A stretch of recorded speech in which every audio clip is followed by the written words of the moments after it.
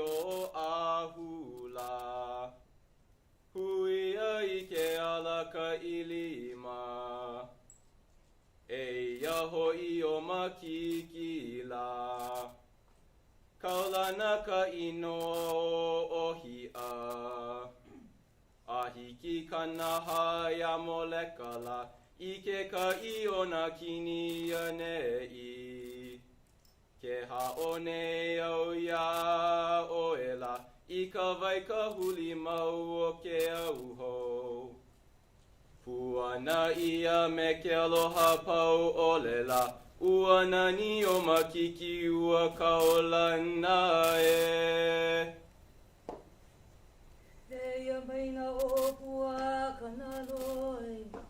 Ia moana mai ga o ninino kumulani. O maliho kahi o hua e o hai ke na kahu. Hea mai nā leo ka pai atu tawa puone.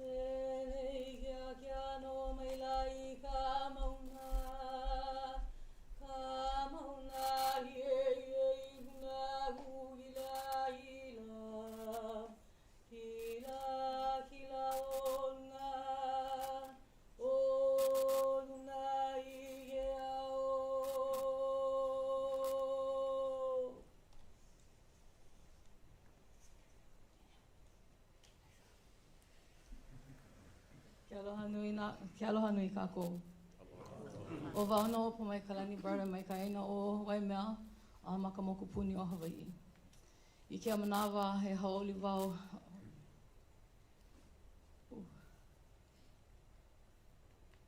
Very much so. Filled with gratitude for this ohua kanaka that you see standing here before you today. More especially before we get started, we wanted to just offer up our leo mahalo and our leo aloha to this aina, to this wahikupuna. This aina that we stand upon, where our hanauna we're able to learn from. Through the legacy of Lili'u o Kalani, we have been able to learn many, many, many things this week. And yet more especially what has taught us is this wahi, the aina upon which we stand and the aina upon which our kupuna continue to reside. The aina upon which many of our leaders, our mo'omeheu, our kiki, our opio, where they have the capacity to be able to learn of who we are because of those who continue to wield the paddle and holomua. We are so excited to introduce all of you today to Nalukai through the lens of all of this hanauna. It has been such a great week with them, and we're so excited.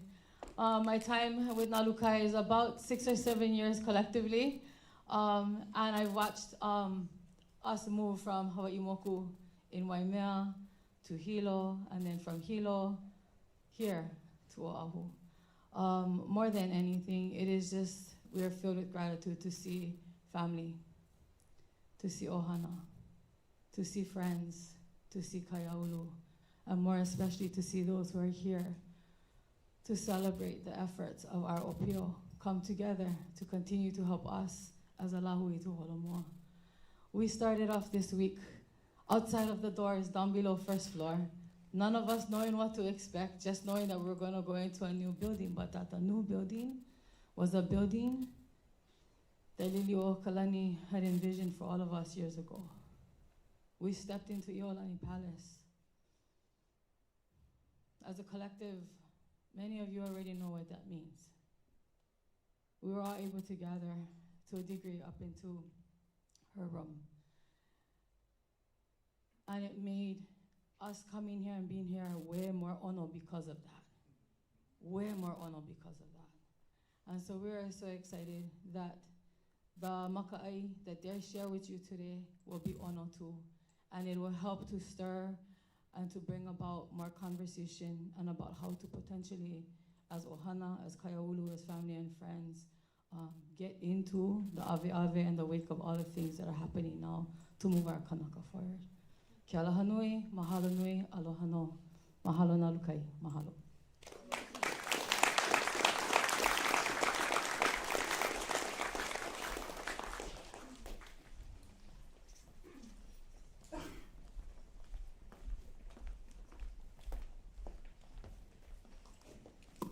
Aloha mai kākou. While we are waiting for our founders to sit down, let's just give them some love, some energy, and a round of applause.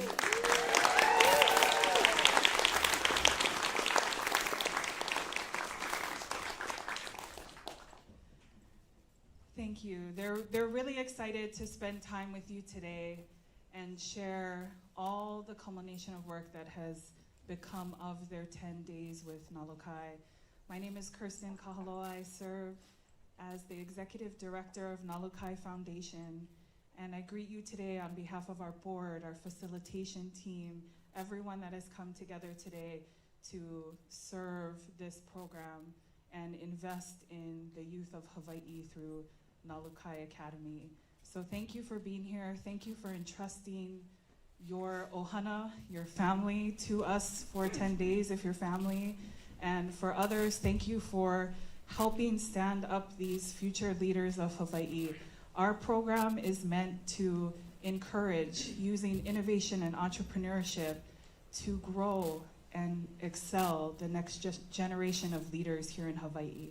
And so we're glad that these 28 founders are here today to celebrate that time with you, to share their expertise and what they've learned in a short time, and then be able to take that with them as they continue to grow in their leadership. And just to tell you a little bit about Nalukai Academy and our programs, this is not our only program. Summer is our main focus, where we do try to educate 24 to 28 students each year. And we have our regional programs where fall break and spring break are times where we do short 6-day intensive programs with other students without an overnight stay on Hawaii Island. And so we've spent 10 years, 15 programs engaging student leaders in the Nalukai program. And we have some of our original founders here in the room tonight from our 2016 class. Can you raise your hand or stand and be acknowledged at this time? I know I didn't warn you, so you're embarrassed.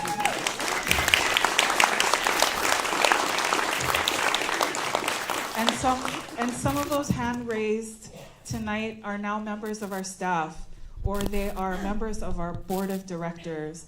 So the connection to our programs extend beyond this 10-day program.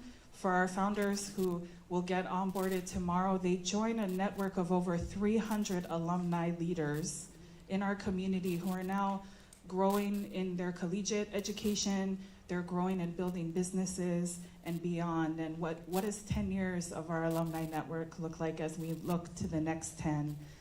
Thank you for being here. As you can see, there's memories from our 10 days that have been scrolling as you've come in today, as well as some of our important stats of what makes this program special. Thank you to all of our partners and sponsors. And we're here today because of the Li'uokalani's legacy and this beautiful facility. And if we haven't said it enough, we are graciously honored to be the first program to utilize this facility. So we thank the Li'uokalani Trust for their partnership and their trust in us to be able to be here in this time and have such a beautiful space to do this great work. Enjoy tonight. This is about our founders pitching to you the great solutions that can change and make Hawaii the wonderful place that we call home. So mahalo nui from all of us at Nalukai. Thank you for being here this evening.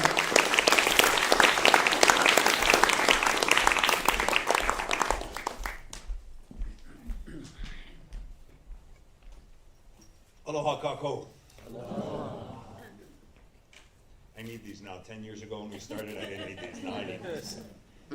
Mahalo for being here tonight. My name is David Clark, and I have the privilege of serving as the program director for the 2025 Nalukai Academy Startup Program held right here at the Liliuokalani Center on Oahu. I want to also add my voice to the choir, saying mahalo to all of the staff here who made our journey possible, who made this our home. Thank you to Kapena and the rest of the staff here who welcomed us with open arms. When our students came here, they brought with them a little vial that we had mailed them. We asked them to collect vai. So whether they were from Kauai or Maui or Molokai or Hawaii Moku or different parts of this island, we asked them to bring it with us, and we put it in a vessel and we offered it. And we asked permission to enter this beautiful place. And I hope that the inspiration joins the vai that they brought with them, that this place will be a place of innovation and support and love for our children. So thank you for being here tonight to help in celebrating that gesture, as well as this beautiful space that we had the privilege of being in over the last 10 days. Exactly 2 weeks ago today, the students you see before you, our founders, as we proudly call them, met each other for the very first time online. During 3 pre-camp sessions, they began laying the foundation for what has become a powerful experience. Just 8 days ago, they arrived here in Honolulu from Kauai, Maui, Molokai, Hawaii Moku, and from across Oahu, and embarked on an intensive journey of problem solving, of social and cultural entrepreneurship, and of envisioning innovation solutions to the challenges facing Hawaii today and in the years ahead. Over the past week, these remarkable students have immersed themselves in the core components of building something meaningful: teamwork, values identification, communication, deep listening, and learning how to collaborate across differences in identity and lived experience. They have not only studied the mechanics of entrepreneurship, but also the ethics and heart that must guide it in order for it to be pono. Their learning has extended far beyond our workshop walls. They've walked the halls of Iolani Palace and even into the tombs of Mana'ala, where they encountered the legacies of ali'i who lived and led with Kuleana, Aloha, Malama, and Lokahi.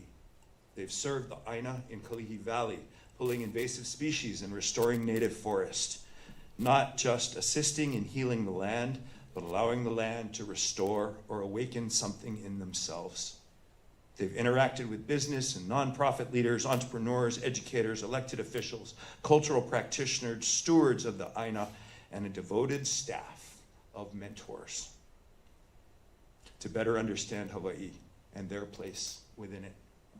It has been an honor to walk alongside these incredible young leaders, to offer guidance where I can, and to witness what is possible when intelligence, diligence, kindness, steadfastness, and purpose align. I hope you leave here tonight as moved and inspired as I feel right now, not only by what they've built in these 8 short days, but by the hope they carry for Hawaii's future.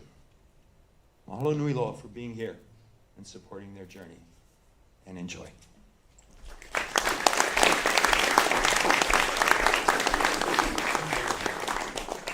Aloha, my name is Aaron Soren. I'll be your MC this evening. I am a facilitator, and I am Nalukai's chief networker and connector. This year, we really focused on process in the journey, not just product. Team 1, let's go.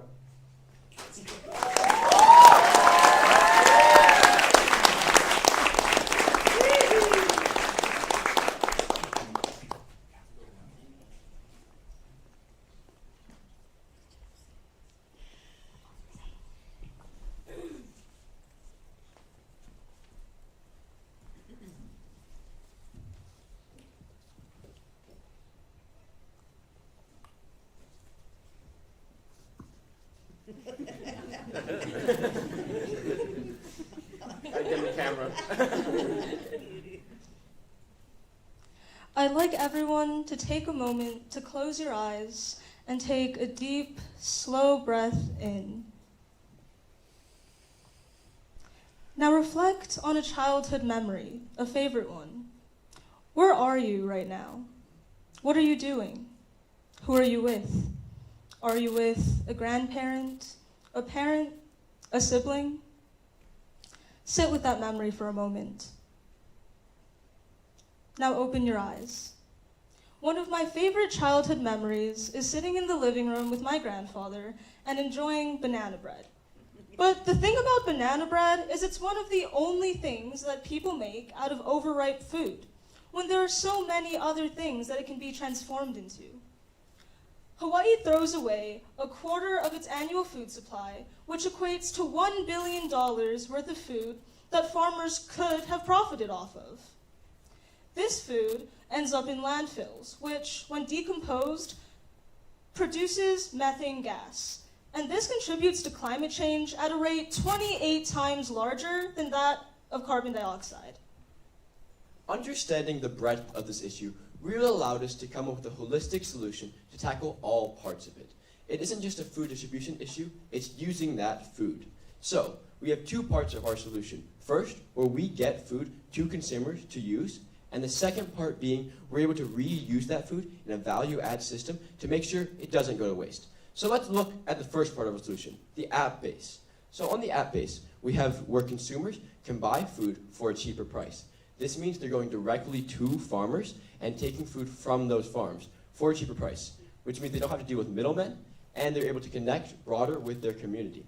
When looking at the farmer angle for the issue, we see that they're just listing food that could have aesthetic problems or are about to rotten at their backyards, and allowing people to go directly to these farms.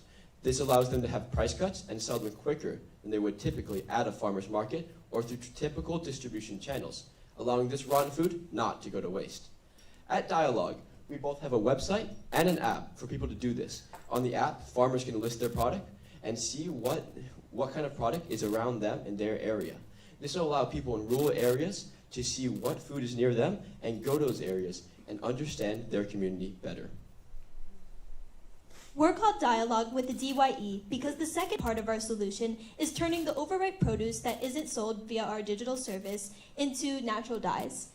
Produce like turmeric, tomatoes, bananas, and more can quite simply be turned into natural dyes over the course of a few hours like banana bread. However, this process usually leaves a byproduct, so our second product would be paper made out of this byproduct.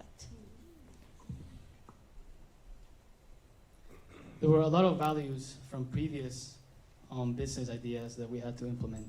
And so our first app had similar key values and product from our app. However, there was a key component that it missed, which was the ripe and overripe fruit system that we developed. Additionally, we failed to implement the revenue model that did not include the customer appealing. And so what we did something creative in which we use our app to let local farmers donate to us the overripe and ripe produce that they were not able to sell, and then make it into natural dye and paper. So what does our logo represent? And no, it does not represent Marge Simpson.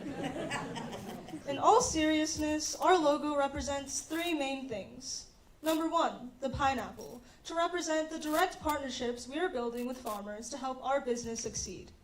Number two, the color scheme, to represent the dye swatches that we will be making out of the food waste that we receive. Number three, the chat bubble, to represent the direct dialogue that we are facilitating between farmers and their consumers. And this brings us into our three core values. Number one, innovation. Transforming food waste and turning it into something new, something creative, something that can be put back into our community. Which brings us to our second core value, community, and building direct polina between consumers and the farmers that are producing the food that nourishes their body. Number three, putting the stain in sustainability. Transforming food waste into something circular and regenerative, taking a holistic approach to solve the major long-term problem of food waste. Our revenue model consists of a circular model in which an exit branch occurs. And so first, farmers will list the produce that they want to sell in the app, and then customers will buy it for a cheap price. This is where the app is highlighted to be effective. And so the leftover produce will then be picked up by us, and then we'll make natural dyes and paper off of it. And then with that revenue, we will then reinvest it into the business to grow the app and therefore keep the cycle going. We really see Dialogue as the intersection between a traditional dye company and a food delivery company. On the dye company end, we can see that we are able to use these natural food waste, unlike other food dye companies that use fresh foods that could be eaten by a consumer. We also are saving time over traditional methods like composting, as composting can now take over 20 days for a farmer to complete. So using our method will be more effective for building community for that farmer and saving their time in the long run. When compared to a typical food delivery app like Foodline, we see that although we don't offer delivery, it actually works to our advantage in many ways. It saves consumers money because we aren't acting as some middleman, they're going directly to farms. And especially in rural areas where people can live as far as 10 to 30 miles away from the nearest full grocery store, they might be closer to the farm they are to a typical grocery store. So they're actually saving time by us not going to a centralized grocery store. We're also preventing food waste by having these consumers buy it when it's about to go bad, when typically the distribution channels wouldn't allow that to occur. So, how did we get feedback? We cold called over 50 farmers, or rather, attempted to call 50 farmers and talk to them about our ideas, because most of them did not pick up. And of those that did pick up, most thought we were scammers.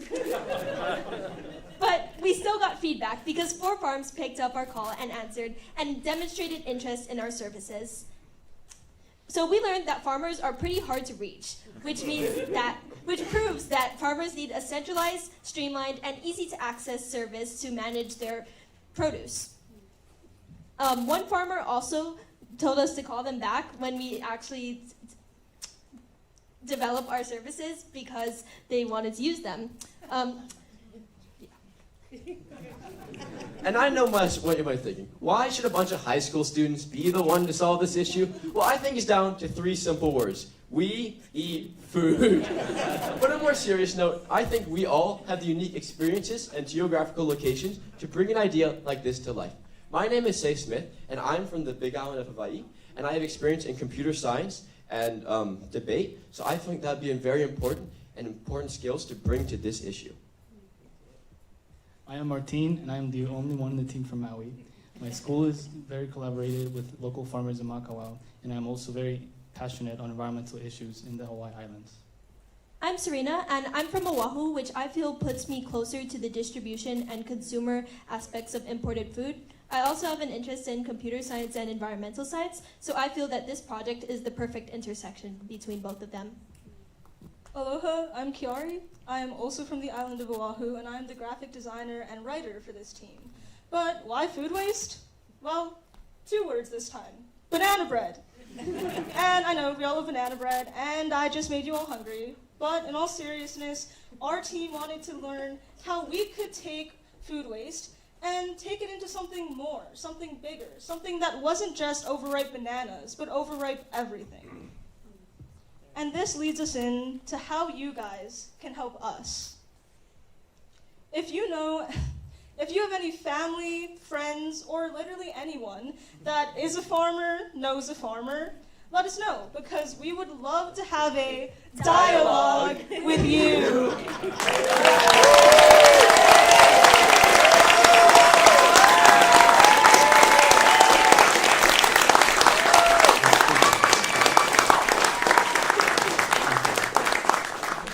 Congratulations, guys. You did a fantastic job. I'd love for you to talk a little bit about the research phase of Nalukai, and anyone can go.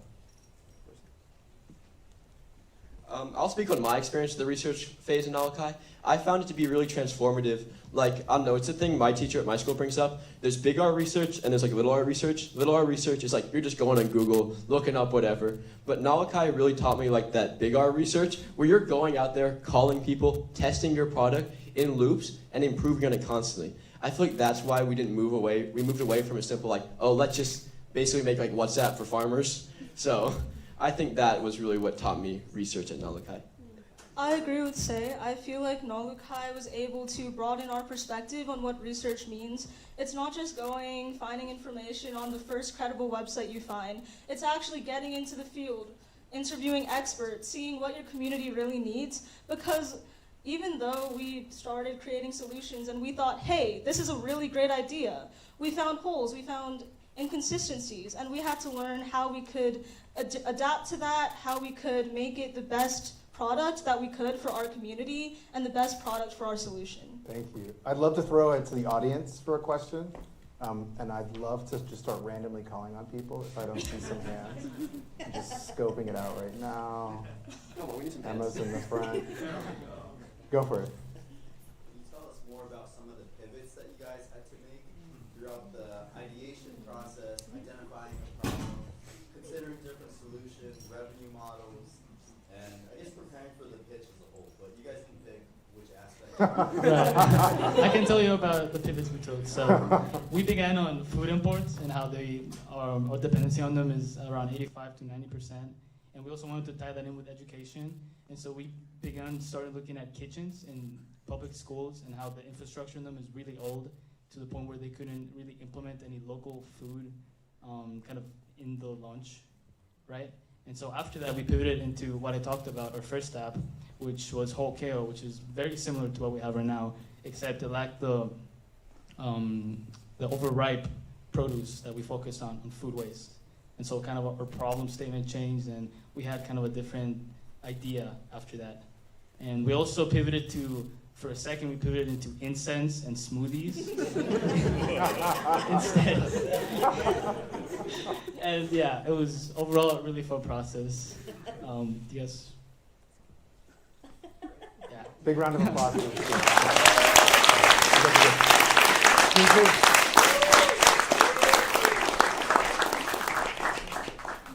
Team 2, come on up.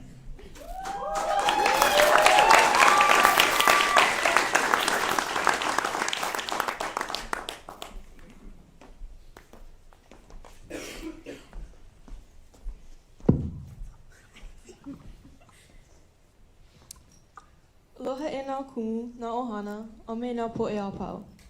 O wau o Lilinoy Wilson. O wau o Eileen Kim. O wau o Kalamaku Crab. What is Hawaii without our language? In 1896, Olelo Hawaii was banned from all schools. In the 1900s, Olelo Hawaii was at the brink of extinction. Without our language, Hawaii loses its soul. In 1986, we reclaimed our right to practice our language. And in 2025, this practice continues to grow.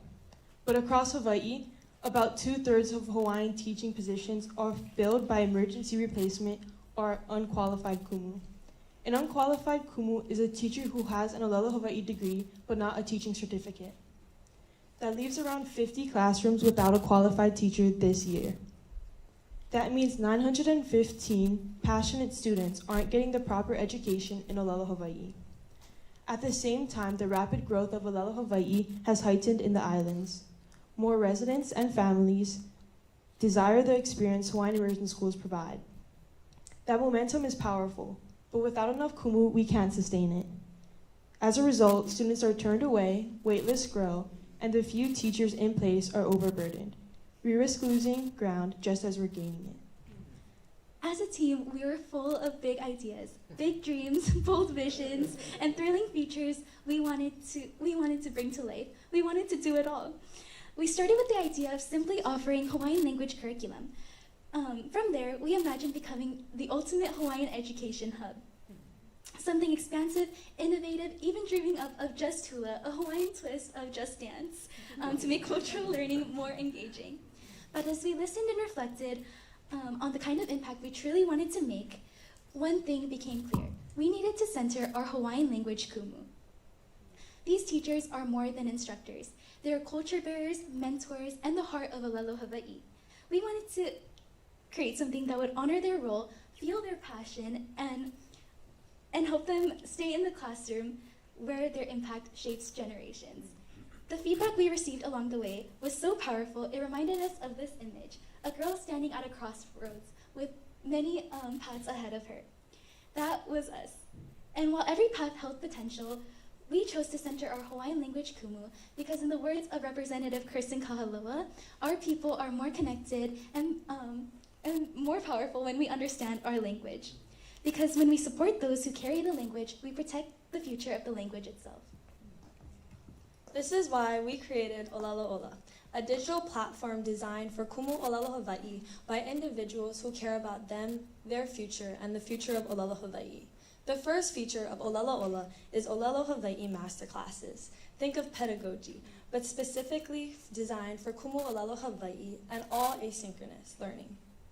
These high-quality courses are created by veteran certified kumu, sharing teaching strategies and techniques that they use in the classroom. Aspiring Kumu Olelo Hawaii or Olelo Hawaii Kumu looking to get certified are able to watch these masterclasses and earn professional development credit. This means that when they do get their teacher certificate, it increases their annual income. Our masterclasses kill two birds with one stone. They, one, provide a better financial income for current Kumu Olelo Hawaii, and it also helps equip aspiring educators with the skills and guidance to ho'omau, or to continue, ensuring a strong pipeline of Olelo Hawaii teachers. We would like to recognize Pomai as an excellent example of a kumu who incorporates immersive experiences in her teaching, such as Melody, Olelo No'eau, and more. Our second feature is called the Olelo Hub. This was designed to share free resources for Kumu Olelo Hawaii.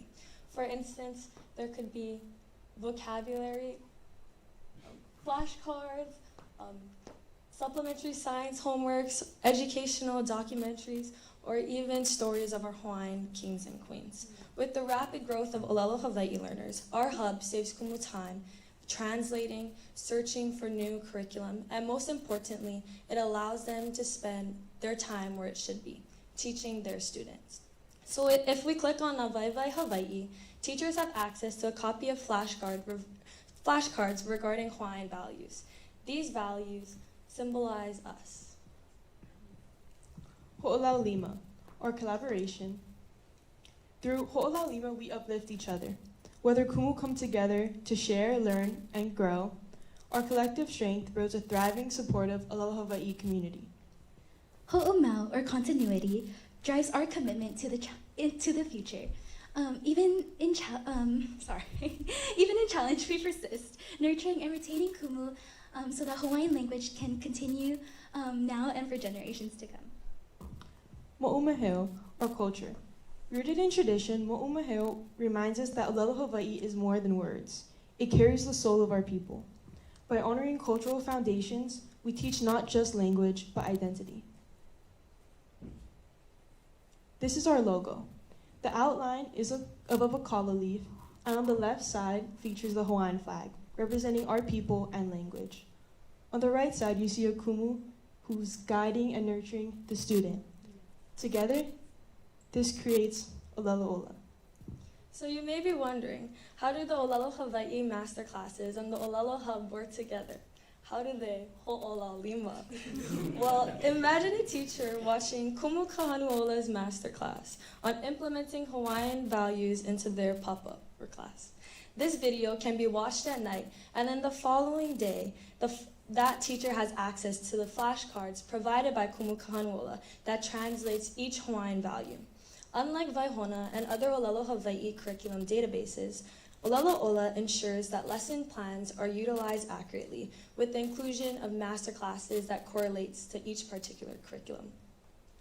Olelo Ola helps Kumu like Nale, who needs lessons for our Epikema class in Olelo Hawaii.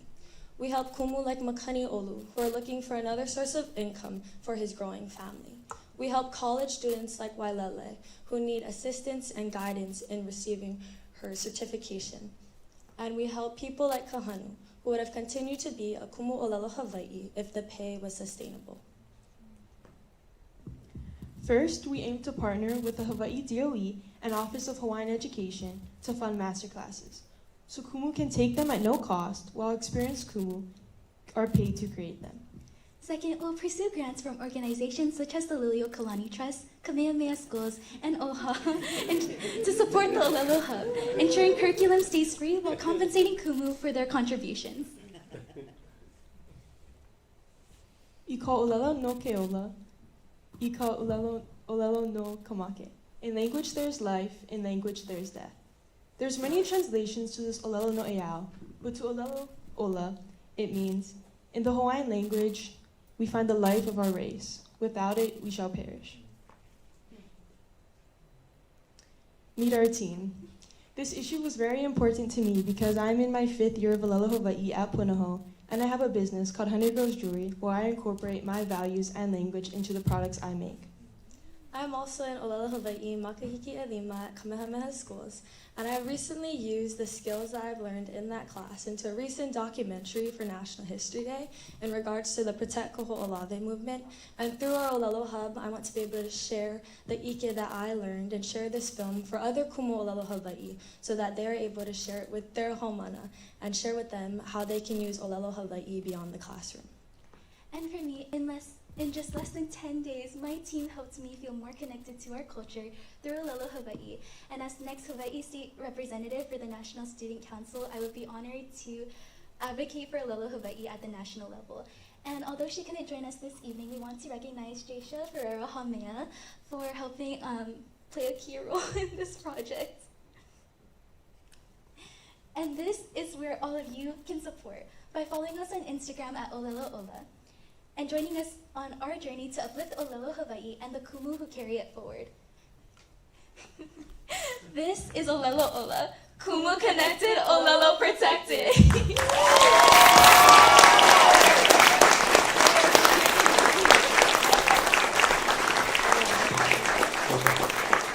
an incredible presentation. What are the 2 words I've been lovingly shouting at you guys the entire camp? Immaculate and authenticity. So how did we collectively create a culture of authenticity?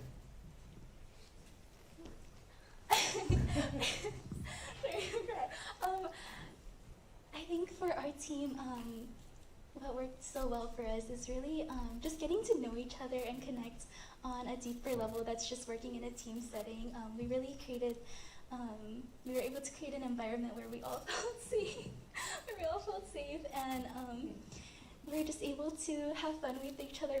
We took breaks with Just Dance. that was really awesome. So that definitely helped me be the most authentic leader I could be coming to this camp. I think adding on to that, our team was very good at bouncing off of each other. So when we did go through pivots, we didn't really think of them as like obstacles to come over. We were very good at like being together and being strong and just not necessarily overcoming it because it wasn't necessarily a problem for us. I think that really says a lot about the girls that I'm with. I'd love to throw it to the audience for a question.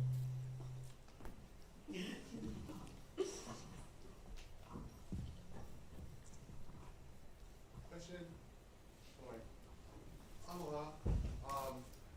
Curious how you guys have conversations about Western Palapala and acknowledging that culture bearers, like you mentioned, don't always acknowledge Western Palapala as being the threshold for being what was the word? For being appropriate in the classroom, for having unequipped. So I'm just curious on how you guys are gonna bridge that topic in your endeavor to honor the language movement, those who are coming up, those who are just learning, and those who approach it from maybe not a Western class, but maybe from community standpoint. Does that make sense?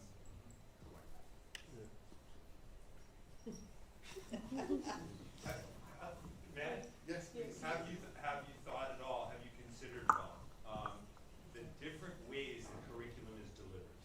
So in addition to, let's say, a flashcard, a Western way of memorizing vocabulary, I think you got closest to it when you showed us your video of Auntie Pumaya and Uncle Chad. Are there things that you have considered around the form that the instruction is delivered in?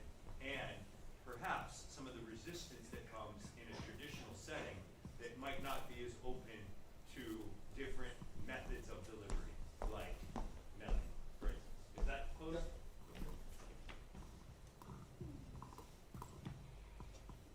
Sorry, for some clarification, is that like in the master classes or specifically what?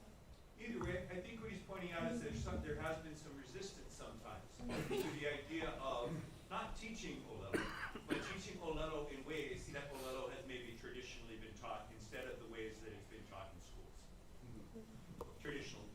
Traditionally Western schools.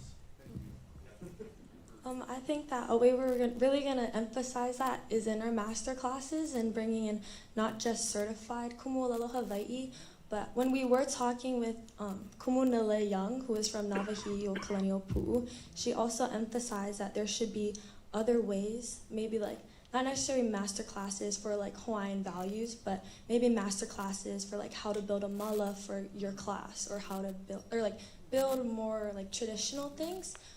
So I think that was a very good question that we'll definitely keep in mind on like bringing in cultural practitioners to really teach us traditional ways that we may not have thought of through that like Western standpoint of education.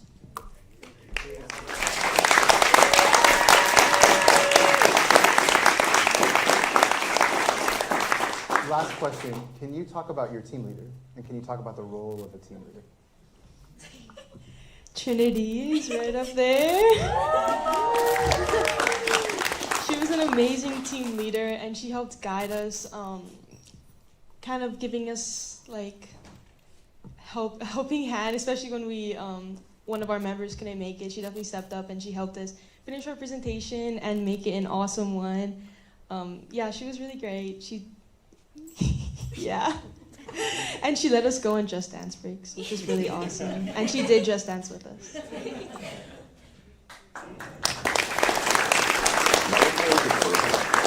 brings together the youth of Hawaii, that encourages students to apply You guys can take a seat. Sorry. So, as Nathan lovingly downloads really quickly, we're going to share, the media team, 3 incredible media team members, Miranda, Shyla, and Amia. Big round of applause. Have put together a video encapsulation of this cohort and what we've achieved over the last 10 years of running this signature summer program. Thank you, guys.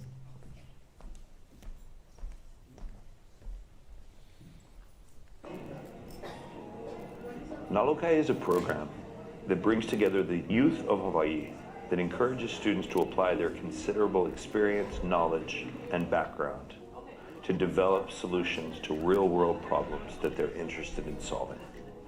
We started Nalukai 10 years ago as a tech startup camp, and over those 10 years, it has evolved into a program that asks students to consider problems that Hawaii is facing. We've become a social and cultural entrepreneurship camp that integrates technology. We believe that Nalukai delivers a unique and transformational experience for Hawaii high school students. In my work in education and education technology, I've been fortunate enough to travel across the country. And let me tell you, no one is doing what Nalukai is doing. We're teaching them a few important things. 1, how to consider Hawaii's biggest problems and the entrepreneurial methods on how to solve them. 2, emotional intelligence and personal leadership. How to master your mind, practice empathy, and lead with your strengths. And 3, the importance of Hawaiian culture and how it permeates through all facets of our lives in Hawaii. I came to Nalukai in 2019. 6 years later, I'm back, 2025, and what really inspired me to come back is the people. Nalukai allowed all of us to get super close, super fast, learning with each other, talking with each other, really forces us to get to know these people who weren't just strangers. That's something I will truly treasure. Nalukai has empowered me in a lot of ways, and the most prominent way is my self-confidence. Because the things that I care about, the things that I'm passionate about, and who I am as a person and who I'm growing to be, that is good enough. And Nalukai has just really empowered me to just stop waiting for that perfect moment, because the best time to start is now. So much of the history of Hawaii has been influenced by Liliuokalani. And to be in this brand new facility now, it's a real privilege for this group. 10 years for Nalukai, but also for the brand new founders to see what happens when a vision can come to fruition. We couldn't do what we do without enormous support from the local community. From our incredible community night panelists to corporate donors, organizations like the Liliuokalani Trust, and individual donors who see the importance of investing in the future stewards of our island.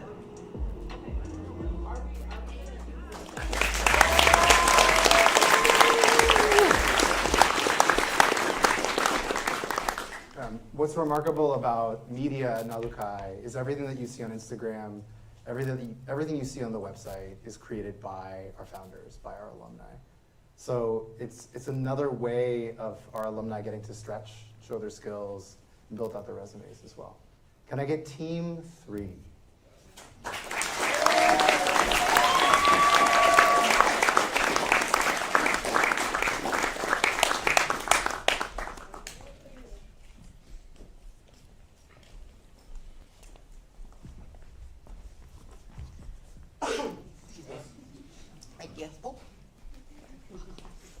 Thank you.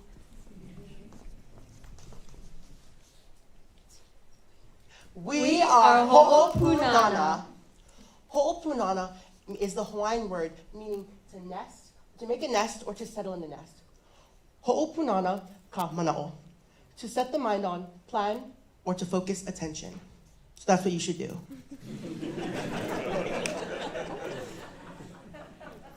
We're gonna do a little game. So can the haumana in the room or the students please raise your hand? Oh, it's mostly the founders. Keep your hands up, keep your hands up. So haumana, if you have ever heard the word gentrification before, please keep your hands up. Okay. Now, if you think you can come to the front of the room, take the mic from my hand, and explain to the crowd what gentrification is and how to solve it, please keep your hands up. That right there is the problem. Oh! That right there is the problem. Hawaii youth doesn't know what gentrification is. They don't know what any problems are, for the most part. But the real problem is we don't know what to do about it. 20% of youth in Hawaii only 20% of Hawaii youth can confidently say that they are civically involved or they are civically educated. That is only 19,000 of the 100,000 youth in Hawaii. Take that into consideration. Hi, I'm Maddie, and I'm passionate about keeping our community safe. Likewise, I wanted to be in the room where it happened. So, I applied to the Hawaii State Youth Commission. However, like many people, I was rejected. That is the problem. Our youth do not have the resources to know about our problems and to solve them. Ho'opunana wants to help you through 1, youth education, 2, community building, and 3, engagement and outreach.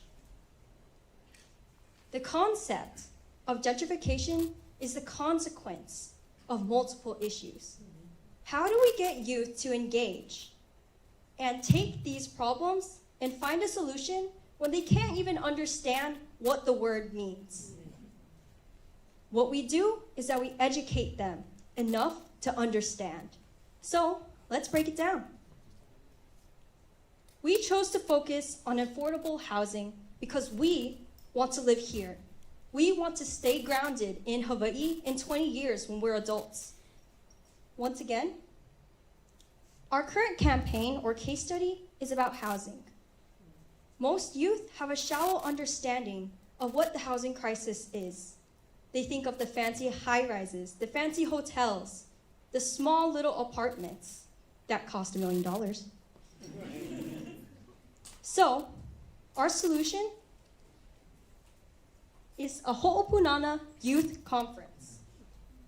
This is not just a long game. As children, we can't control the community or override our law systems. There is not enough housing now, and there is not enough housing in the future. But right now, what we should focus on is educating the students what they can do. At this conference, you can learn about the art of storytelling, the art of persuasion, the art of communication. And we do this in a way that youth can identify these problems. First, on the first day, you learn about storytelling. You tell your story. You tell about the food that your mom makes, or about how you were as a kid, maybe a little rascal. The next day, you take these skills and learn about a problem. For us specifically, we're focusing on SB 66, which is a bill that talks about the procedures for single-family and multifamily houses. On the last day, you speak and present because at this conference, we teach you how to testify. We teach you about how to tell the story, about how to make a change. With this, we are providing students with the confidence, the skills, the resources to make a change. Kia, you can tell you more. This conference gives them the perfect resources and skills they need to make a tangible action. Housing, the theme of our conference, will provide the perfect chance for us to test our ability to mobilize and repurpose this conference framework. As you can see, here are the other services that we will provide at the conference. We will organize peaceful protests against any unfair bills. We will drive students to the Capitol to give testimony, and we will provide a safe space for them to learn and bolster their confidence. Slowly but surely, we're building a community. We've made an Instagram page where we've posted 2 reels so far, one introductory and the other educational. The educational one, next one, please. Sorry. The next one, as you can see, we've made a poll to reflect on the education we provided. We had a 100% accuracy rate on said poll for those who voted.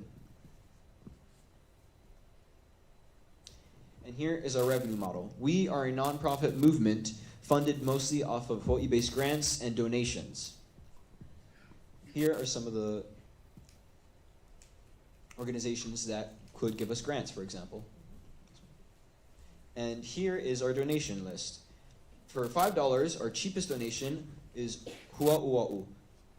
And our next one would be Ua'u Pepe, which is a $50 donation, the mid-tier. And at the very peak, at the very top, is Ua'u Makua, where instead of giving money to us directly, you would sponsor a student from an outer island to come and see one of our conferences. You can find this page at ho'opunana.com. But our website doesn't just show how to support us financially. It also shows more about us, our values, and our mission, and how you can join us, how you can sign up for yourself or maybe someone you know. Of course, this is not an old problem. There are like-minded initiatives and movements that have been made.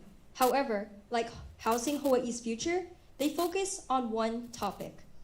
And while they do focus on policy, they do not help kids learn how to testify. Hawaii Youth Commission, while they do teach us these skills, it is very, very selective. 7 out of 70+ applicants are accepted, as well as there's only 2-year limits. However, at Ho'opunana, there are no term limits, and our membership is highly accessible, as we believe that our strength is in numbers. And this is exactly what we took into consideration while creating our logo. The line of triangles represents unity because we wouldn't be able to do this movement alone. The ua'u bird is known for leaving its nest to feed, but it always comes back home to Hawaii. This is exactly what we want for our community, to have a place where you can always return. But why us? Why are we the team to make this movement? I'm Elle. I'm Kama. I'm Kia'i. And I'm Maddie. And we all want to live in Hawaii in the next 20 years. I didn't even know what gentrification was a few weeks ago. Gentrification is impacting my low-income community, pushing families away. And as a resident of Molokai, recent urban developments have made it almost unrecognizable to me. And I want to be happy and confident that I can support my ohana, because we want to ensure that in 20 years, when we're the future teachers, the future lawyers, the future doctors, future parents, that we will fight and ensure that gentrification will not perpetuate for our future generations. With all of our stories and all of our differences, this movement is youth for youth.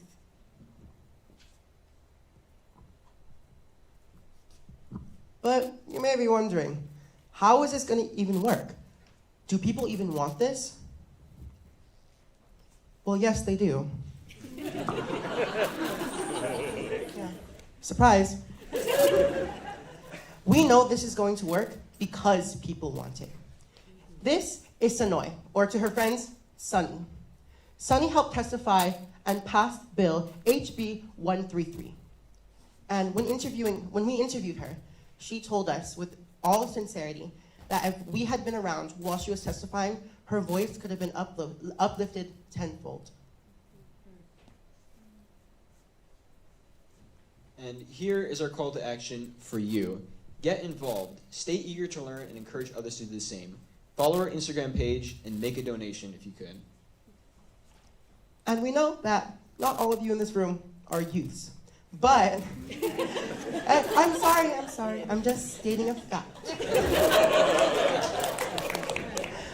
But you are friends of youth, you are teachers, you are parents, you are grandparents, you are uncles, you are aunties.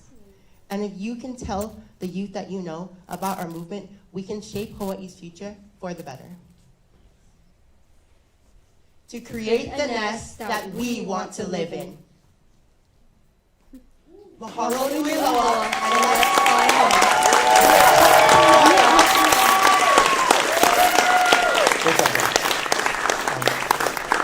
As that was a little lovingly long, we'll do one question.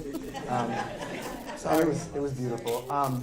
The first 2 days of Nalukai are all about belonging and creating a sense of confidence.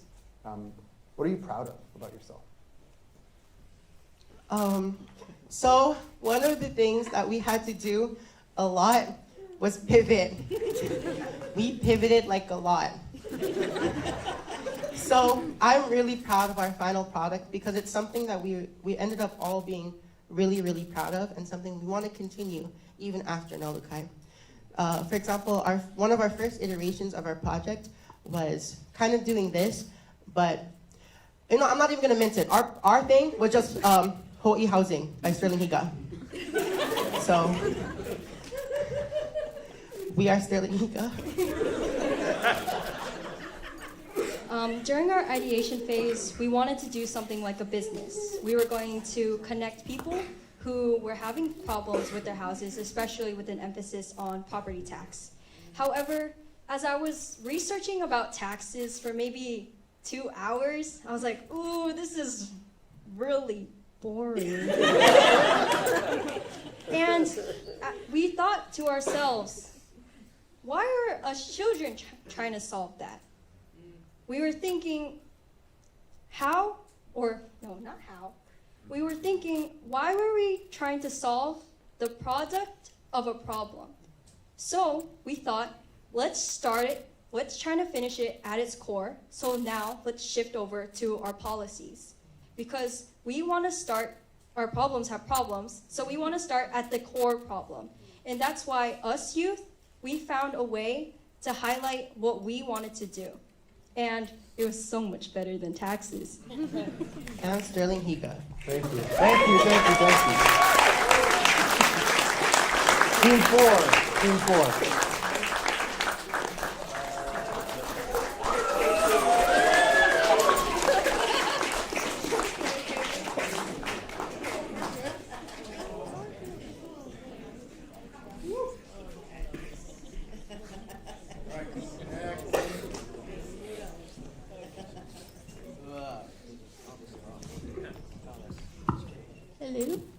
Hello, hello.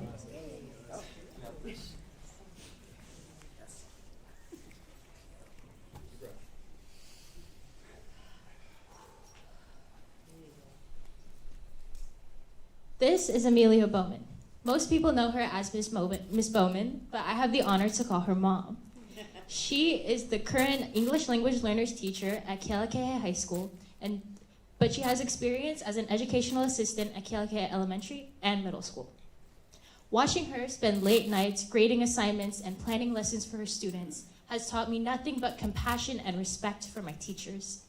She is currently the only EL teacher at Kealakehe High School, which increases her workload and is just really hard, but she stays there because she cares about her students.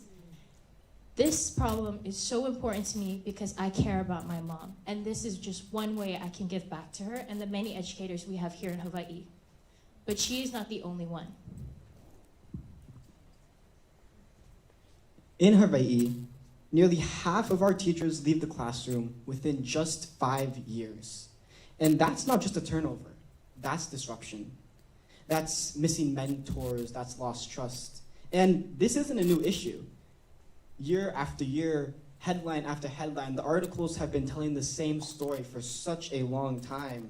And when teachers leave, the ones who feel it the most are keiki, the ones who are forced into overcrowded classrooms with unqualified substitutes. They're forced into learning environments that just don't work. It is very clear. We have a teacher retention crisis on our hands. However, having been to this amazing 10-day camp, we believe as youth that we can come together and seize the opportunity to take action. With that, we would love to introduce you to Kumu Connect, an app to connect teachers and create communities. First, Kumu Connect implements built-in groups that help teachers to connect by location, subjects, experience, and create their own groups. This helps them feel more seen in their unique surroundings and supported by others in similar situations. With our meeting functions, teachers can schedule check-ins, cohort meetings, or team building activities, and can access an organized schedule to help them keep track. Kumu Connect provides forum-style messaging that creates a professional learning community, allowing teachers to share resources, lesson plans, and inspiration, and creating a central and accessible communication hub that brings teachers together.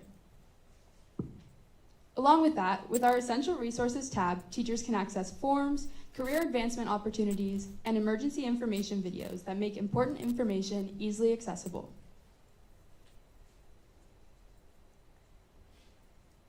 Kumu Connect serves as a central hub for support forums, and professional resources. While Reddit and Facebook provide other forums, they're not consolidated and they're not entirely teacher-focused. Teachers Pay Teachers does provide a resource-sharing platform, but it lacks that aspect of community that we're looking for. Our app references DOE and HSTA information to build awareness of the professional growth opportunities that are available and support teachers throughout their career. Kumu Connect serves as a central hub that is an easily accessible combination of services and an all-in-one for teachers.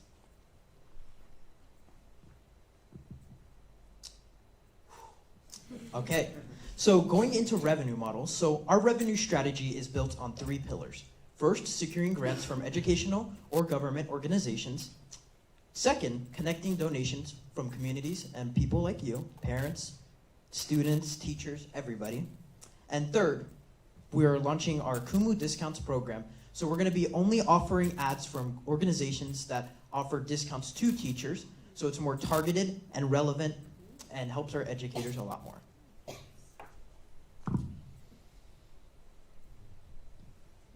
Our core values are community within Hawaii's education system, belonging in the workplace, passion for teaching, and growth in education careers. By incorporating all of these values, Kumu Connect can make a meaningful and lasting impact on Hawaii's schools, whether private, public, or charter. Our logo was designed and created by us. The blue arc is meant to represent the unity that our app is hoping to foster, just like how the ocean unites the Hawaiian Islands. The pink in our logo is meant to represent compassion for teachers. We want to connect teachers with other teachers so they can foster that sense of empathy for each other and help them through the hard times that come with being a teacher. And overall, this logo doesn't just represent our community, but the values that we hope to instill that we all carry throughout our daily lives. So this is our beautiful, beautiful team. My name is Luke Nohea G. I am from Kealakehe High School. And for the past 2 years of high school, I have been taking Spanish as one of my electives. However, due to long-term substitutes and just having no teacher for my entire second year, my Spanish is, well, no bueno.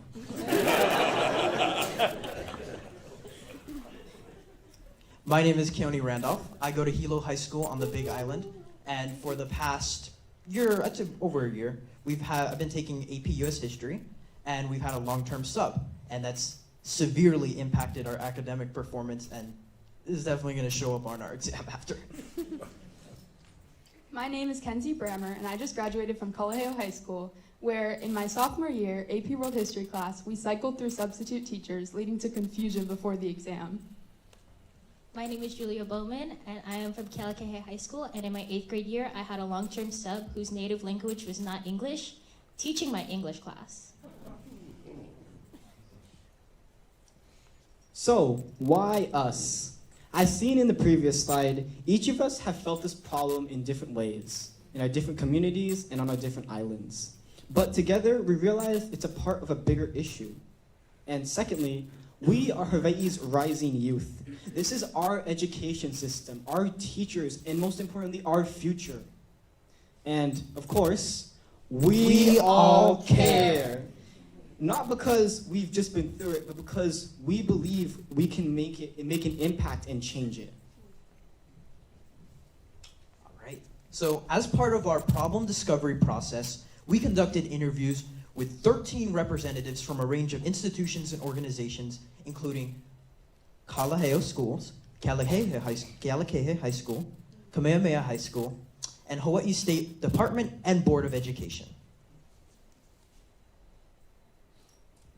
An extremely impactful quote during the interview phase was this: "No amount of salary will offset not being trusted, respected, and appreciated." Because at the end of the day, what teachers need most isn't just a paycheck. It's to be seen, valued, and supported. That is what keeps them in the classroom. That is what inspired Kumu Connect. So at first we believed that low teacher pay was the primary driver of the poor retention. But through hours of insightful interviews, we discovered that while compensation is very important, many educators also highlighted a lack of community and support as a critical and often overlooked issue, contributing to their decision to stay or leave. This realization led us to pivot from a teacher pipeline to a program focused on connection, belonging, and professional growth. This process reinforced a key lesson. The first solution isn't always the right one. Build, measure, learn is not a straight line. It's a continuous, fluid, and reflective process. But most importantly, what can you do to help? Well, we have 3 things for you. Number 1, app testing. Our app is still currently in the beta phase, and we need educators to test it and give feedback.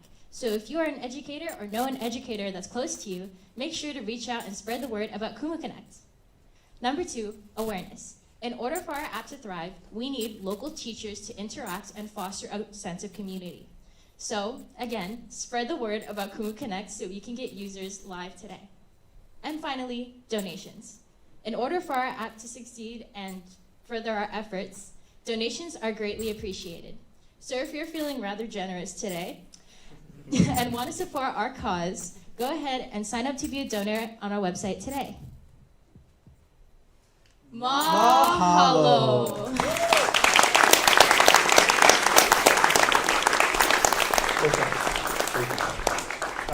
First question, I think one of the powers of this program is that you get real feedback from real entrepreneurs, not just teachers pretending to be entrepreneurs. So people like Alamura Bayashi, who definitely gave it to you straight in his most bluntest of terms, can you talk about what it's like when you actually start calling people and you start interacting with the real world, and what it's like to get that feedback from entrepreneurs? So I feel like, Google, like kind of what Say said, you can do as much research as you want, but once you start really hearing from the experts, once you start really hearing from the audience, the real problem presents itself. Initially, we thought, it was a money thing. But as we called more and more people, we saw that teachers teach because they love teaching. It's not, they will navigate around the money, but just because they love teaching, it's their passion. And we found that what drives teachers out most isn't the monetary value, but it's the community value, to feel supported, valued, recognized in their own community and their schools. And I feel like no matter how much manual research we would have done, we would have never reached that conclusion if it wasn't for the resources, if it wasn't for the many people that we interviewed. Adding on to that, I'd like to give a huge thank you to Uncle Aaron over here, who hooked us up with, I don't even know how many interviews. It's so many. One after the other, like, oh, hey, you should go interview this guy. They know more about it. They're in the Department of Education, actually. Oh, no, you got to interview him over here. Uncle knows all about it. So much. He just kept throwing people at us. He would just show up and he'd be like, okay, I got someone on the call. Come here with me. And thank you for repping the brand of Nalukai well. On all of those calls, Abby Qureshi at DOE, Evan Beachy at KS, they walked away super impressed with your knowledge, and more importantly, your empathy and how you listened. I'd love to throw it to the audience for a question. One more thing, y'all can actually scan that QR code and go to kumukonnect.com today. Okay, go for it. I have a question in terms of, you say that the teachers don't stay because of community and appreciation. Are you meaning student appreciation, or you mean the Department of Education support? I think it's both. I think both are a huge factor. I think it's really important to notice how much is put on teachers. Oh, exactly. So it's like that's something I think needs to be really put out, because they leave because it's just unreasonable what they have to do. Absolutely. At my school, Yeah. Hilo High, they got to do better. At a student level, we got to do better, and then at an administrative level, we got to make sure our teachers feel supported, and that's exactly what we're trying to do through our app. So they can support each other when they have that one bad class that makes you feel drained and stuff like that. You can connect with each other, make each other feel better, feel strong, and just spread that knowledge to everybody else. Big round of applause for this team. We're going to take a 5-minute bio break, which is totally not enough time. 5 minutes to use the restroom. There's still food out to the right. And just again, a round of applause for these guys.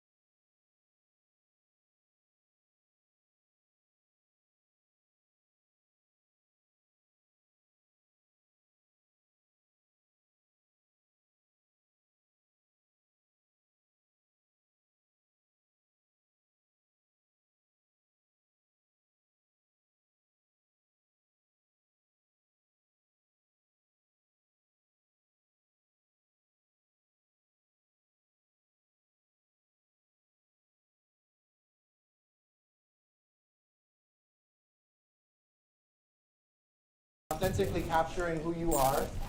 And this year we redesigned Hōʻike. Last year we redesigned Hōʻike, as Luke lovingly takes a seat over the next 7 minutes, to really be about process and the journey. We didn't want to have this venture pitch that was all about product. And so this is the first year where we're kind of focusing almost just as much on the journey as the product itself. So without further ado, our next team, please come up.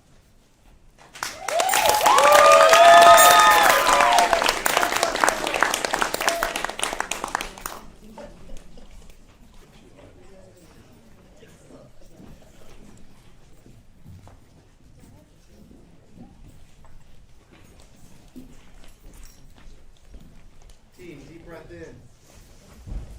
Deep breath out.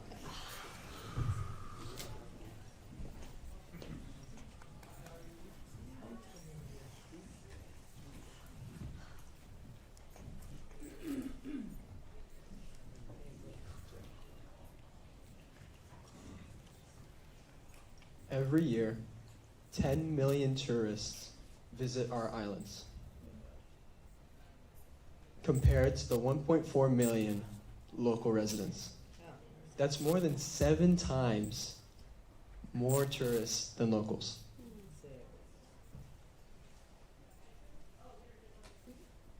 Oh. And only 5% of said locals stated that they knew local customs before arriving in Hawaii, according to a UH Manoa study.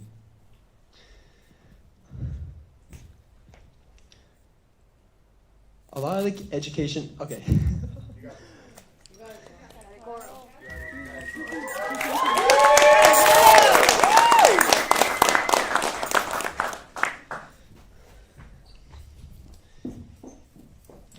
It's true that there's a lot of education out there to teach local customs, but honestly, it's ineffective and boring. Yeah, right. Who here has flown recently? I imagine that you guys might have seen the awareness videos, such as on Hawaiian Airlines or United, about local customs. But to be honest, I don't think any tourist is thinking about those awareness videos before touching a turtle. So, and that kind of content will not reach 50% of the tourists that come to Hawaii, which are from ages 15 to 35. It's uninteresting. So, the education being ineffective leads to problems such as 7 pounds of trash being created by tourists daily. And 100 tourists get lost or injured on our trails. And sadly, 45 of our visitors die drowning yearly. Our problem is a lack of incentive for tourists to take action for their own safety and the environment around them. But before we share our amazing solution, meet us. My name is Koro Fortuna. I attend Kahuku High School, and I live on the North Shore of Oahu. The North Shore is the center of Oahu surf. And all the time, I see tourists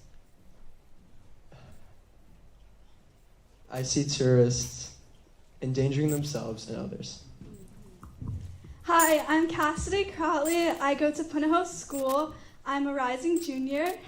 In my free time, I love to hike with my friends, and I've definitely seen a handful of tourists wandering off the path. Hi everybody, my name is Kiva Eber. I'm a rising sophomore at Kamehameha School's Kapalama. And something I notice when I go to the beach is that there's always that one group of tourists that lack the intelligence to know when to go and stay out of the ocean. So that's really unfortunate. Aloha everyone, my name is Lotus Yasuda. I'm a rising senior at Waipahu High School.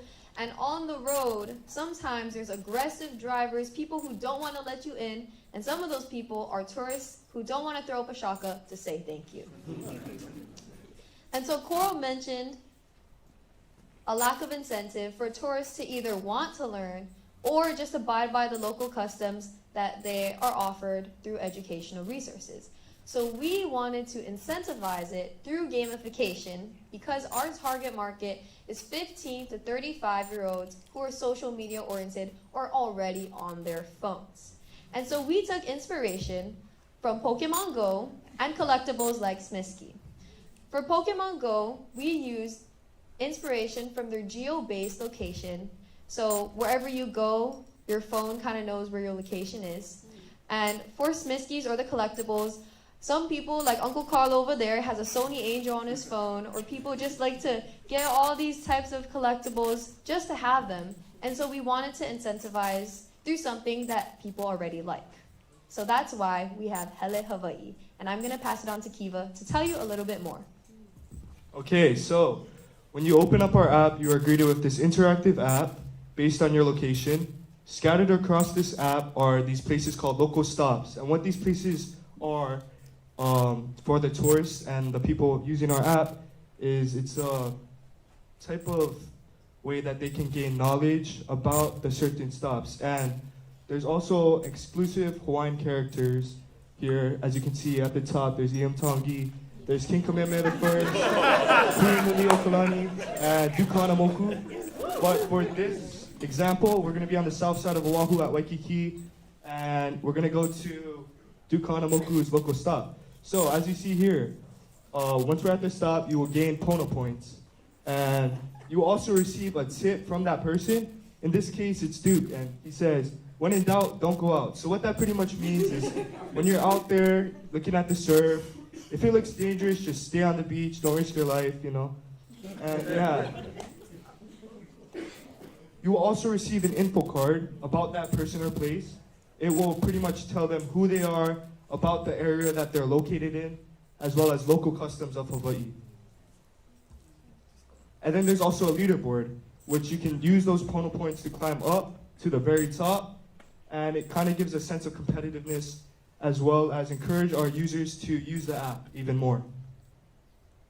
And with these Pono points, you are able to buy things like the kind collectibles, featuring really significant people to the Hawaiian culture. And you can also get digital accessories for your in-game avatar. And now I will be passing it on to Cassidy to go more in depth about our revenue model. Now, because our app is free, yes, you heard me right, free to all users, you might be wondering, well, how are we going to create a source of revenue to sustain our idea? Well, we have 3 different sources, 1 being commission, 2 being advertisement, and 3 being in-app purchases. So for commission, we plan on having different exclusive local companies being featured in our app. So we actually had the chance to have a one-on-one conversation with Patagonia, and they shared their interest in being a local stop featured on our app. So the second one is advertisements, and we plan on just featuring like a 15-second advertisement in our app as well. And then the third one is in-app purchases, where, as we mentioned before, we have these Dakan collectibles. So we plan on having actual collectibles that you can get the real ones for after you've traveled to our island and went to these different stops. You can have these to actually, take home with you, and it'd be shipped straight to your door. So yeah, thank you. Okay, and you also might be wondering, how are we going to promote our app?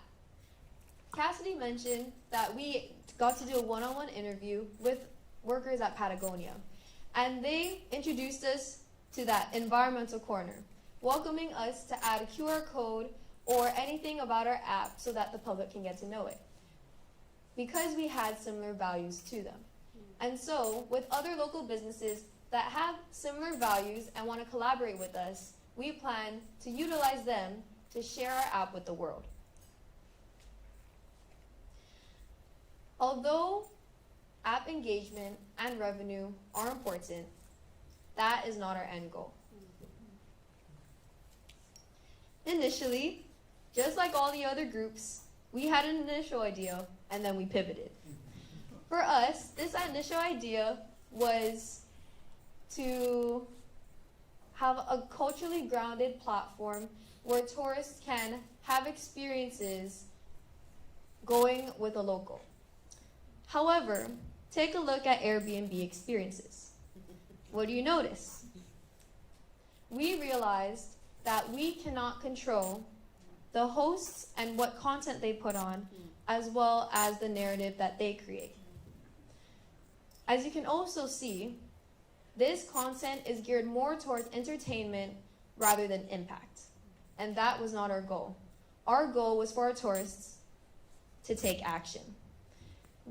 Through our app, we hope that our tourists take action, whether that is caring for the environment, picking up after yourself, whether that's respecting the local customs and throwing up a shaka, or taking care of themselves, like when they're at the beach and see the high tides not going in. We want to make sure that they take action so they educate themselves, respect our local customs, and stay safe while having a fun time.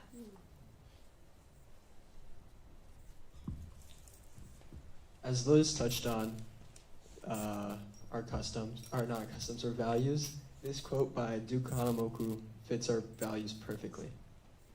The ocean is not a place to turn your back on. I grew up here, but others must be careful.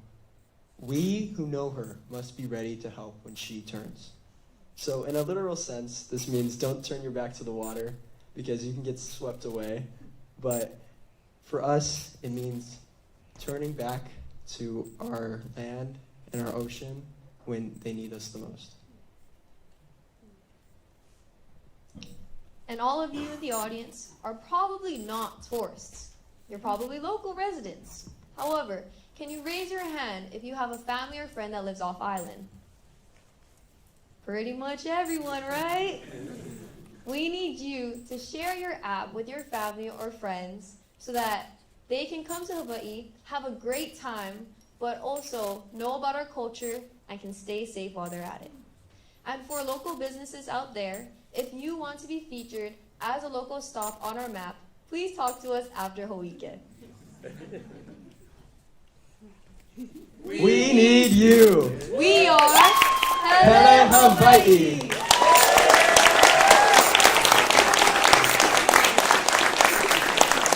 Great job, team. Nalukai was founded 10 years ago. It was a hacker camp. It has emerged as a cultural and social entrepreneurship camp, thanks to cultural practitioners like the incredible Pomai Bertelman, and not just having like bearded white dudes say Kuleana and Makavalu. We've really leaned into making this a Hawaii-based program as well. Thank you, Emma, for laughing. So much of what we've seen is that formal education, even in Hawaii, is a colonial tool centered around perfectionism. And it graduates students that are so stressed to be perfect. How have you challenged that?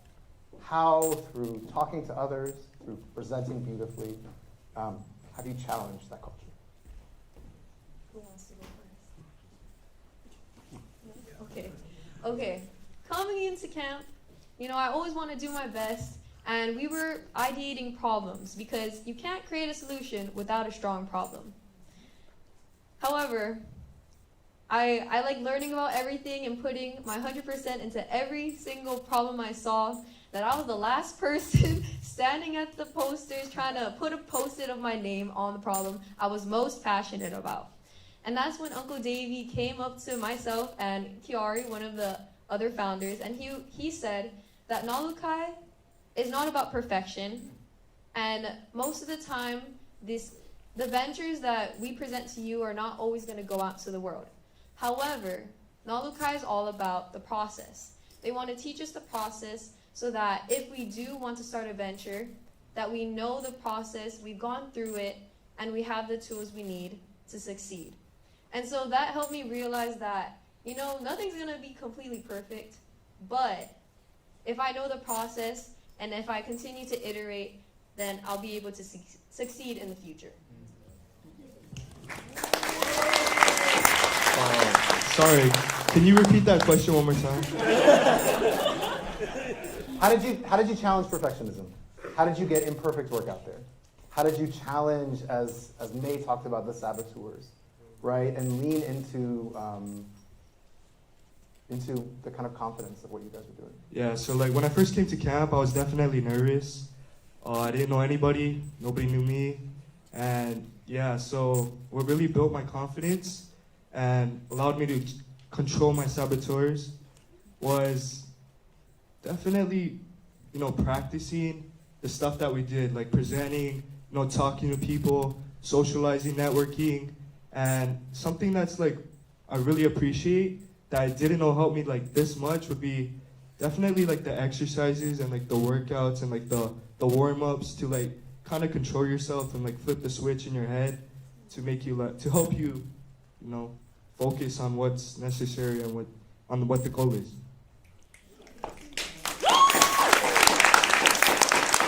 Big round of applause for this team. Our next team. Thank you so much. What did you want to say, Brenda?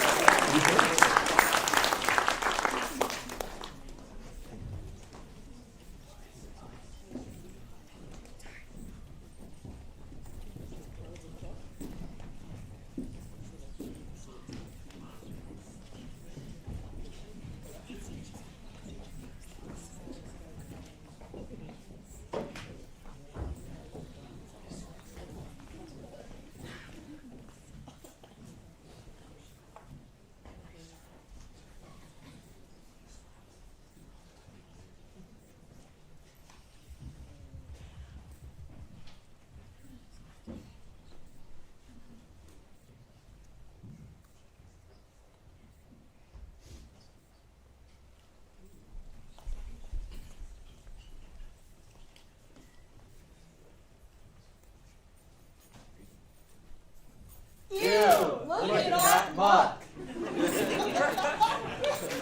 Boats carry invasive algae across Hawaii. This contributes to major infestation across harbors and the coverage of 2/3 of our reefs.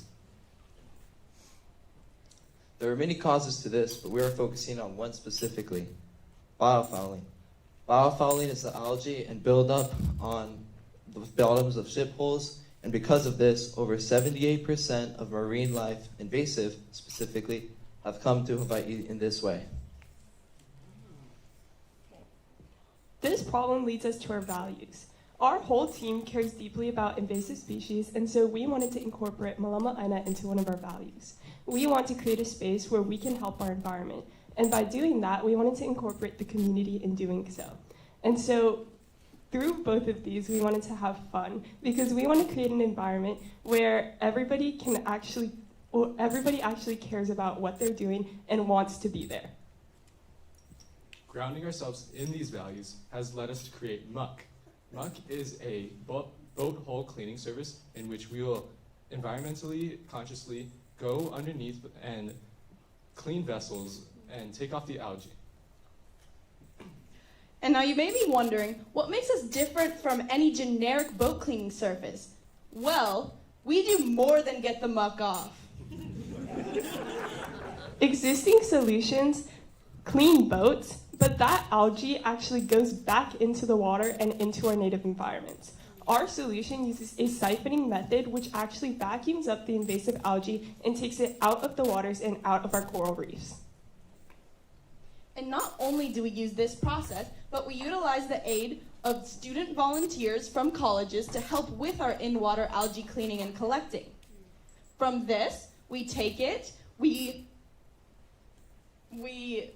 filter it out and we sterilize it, and then we use a specialized process using like ethanol and high pressure and temperatures to turn that into a natural dye. We are also aware that there are some concerns regarding the potential toxicity when it comes to biofouling paint previously used, so we are aware of that, and we will be carefully deciding which boat owners we work with based on what kind of paint they use on the base of their boat. And that leads us to our final step, is turning our dye into our Muck and Dice t-shirts. A couple of days ago, I'd like to bring up that we got to have the opportunity in our community night to talk with the co-founder of Salvage Public, who creates Aloha wear with another natural dye called indigo. And when we were talking with him, he said that he really liked our idea and how we are repurposing something inherently bad into something that can give back to our community. Here is an image of our landing page where you can muck with us and you can sign up to volunteer and help our boat cleaning service. You can learn more about our Muck Off program where we can get the muck off of your boat, and muck around with us where you can come and actually dye a shirt with us.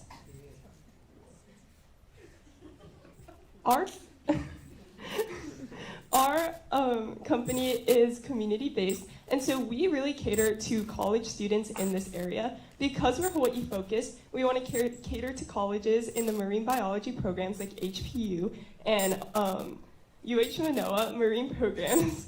And you might be asking, why would they want to volunteer? Well, first off, they get a free t-shirt. And second of all, they also gain marine biology experience in field work and also get community service credits while working in a fun environment. Now for our revenue model. We have 3 key aspects. Our first aspect is the boat hull cleaning. While we estimate that there will be a minimal profit return on this isn't the key to get and gain profit from boat owners. Our second revenue model is the Muck-and-Dice t-shirts. These t-shirts are offered to those who didn't directly aid in the conservation effort, so they can be sold online.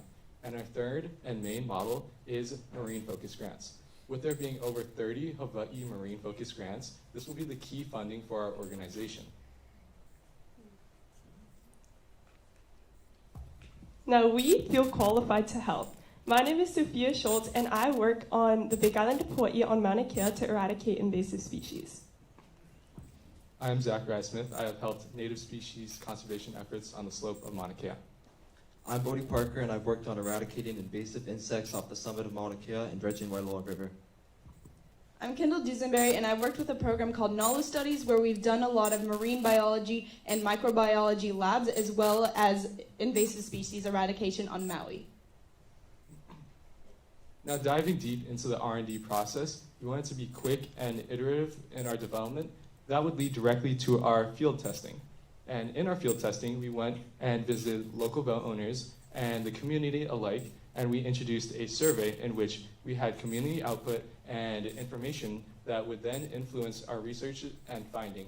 In our real-world experiences, Bodie will discuss what we learned.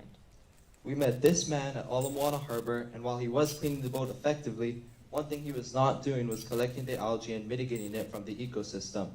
Where we differ is we not only clean the boats just as well, but we also take the algae out of the ecosystem to further prevent the spread of invasive species.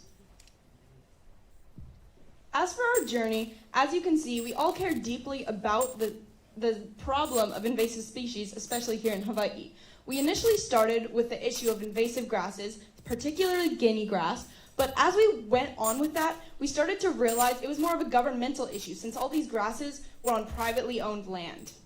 Because of this, we pivoted to biofouling on boat holes because we kind of resonated with it a little bit more and we felt that we were more marine people.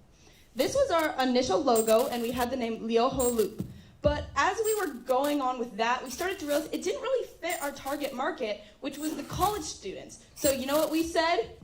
Mug that. This leads us directly to our branding. As we're focusing on a target demographic of college students, we wanted to be resonating with that such. So we had inspiration from surfer and skater styles, and you can see here is our early prototypes and our first iteration with a coherent model.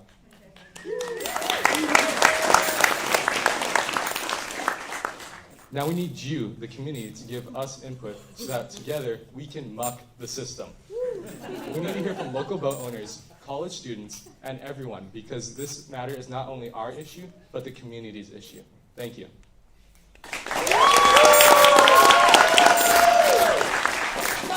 Come muck with us!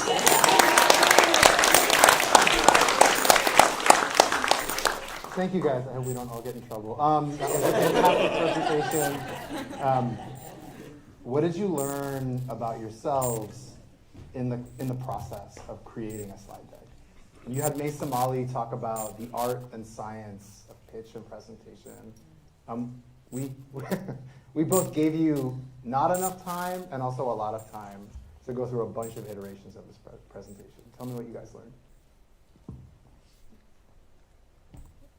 So for me, when we started talking about this thing called the saboteurs, there was a lot of different ones, and for me, I had the controller and the stickler. So that has been an issue for me throughout my entire high school career, and that's already been something I've been working on throughout different things. But in this program, we are all very academic, and we all have amazing ideas, and we're all working to contribute. Not like your typical high school group project where you have to do all the work. We're all those people. Yes. So it was finding that balance, and with us both being artists in this group, we also had to find that balance. And I think for me, this was a really great learning experience and a good way to test that ability.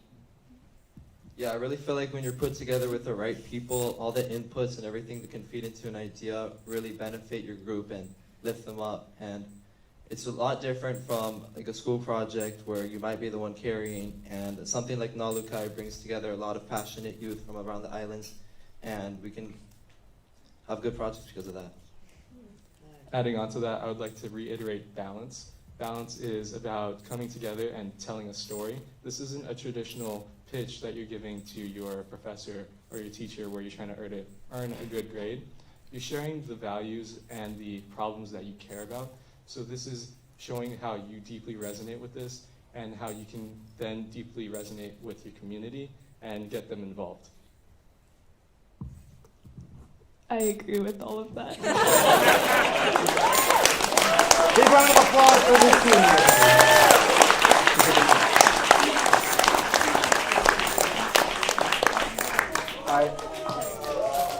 I also agree with all of that. Our last team, can we get our last team up here?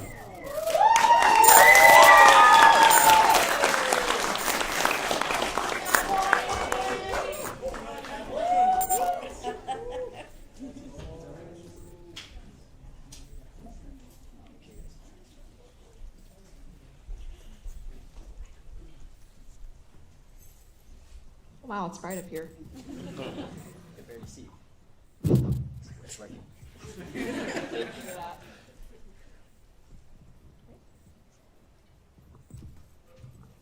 Imagine you're a high school student in Hawaii, and you're thinking about the next steps. For us, we don't have to imagine. Aloha mai kako. My name is Millie. I'm a rising junior at Kealakea High School on Hawaii Moku, and I've been researching colleges. Does it have my intended major? Does it have a good campus? Is it close to home? And most of all, can I afford it? Most students, like us, can't afford nearly $130,000 for a 4-year bachelor's degree. So we turn to financial aid and scholarships. While there are a lot of scholarships floating out there, it's hard to find ones that we'll actually be able to qualify for. So that leaves us asking, where? Where can we find scholarships? And in that question is our problem. There's no one standard way. Schools, counselors, students, and families have to find their own way to navigate the application process that differs from scholarship to scholarship. That means we're dealing with dodgy websites that ask for confidential information to sell to advertisers, broken links that redirect to nothing, and flyers with outdated information that hasn't been changed in years. Just thinking of it and looking at it is overwhelming and has led me to say, I don't have time for this. According to one college counselor we spoke to, the reason why so many students don't get financial that they actually qualify for is because they miss the deadline. We know that a scholarship is the make or break of our education, but it is still so much to manage. Access to college and university should never be about how much time we can sacrifice from our busy lives to find and apply to a scholarship we can only cross our fingers and hope to get. But I'm just one of many examples. Hi, my name is Arcelo. I'm a rising senior at Nalukai High School. I love robotics, and I've always wanted to internship at Boston Dynamics. However, I would need an engineering scholarship.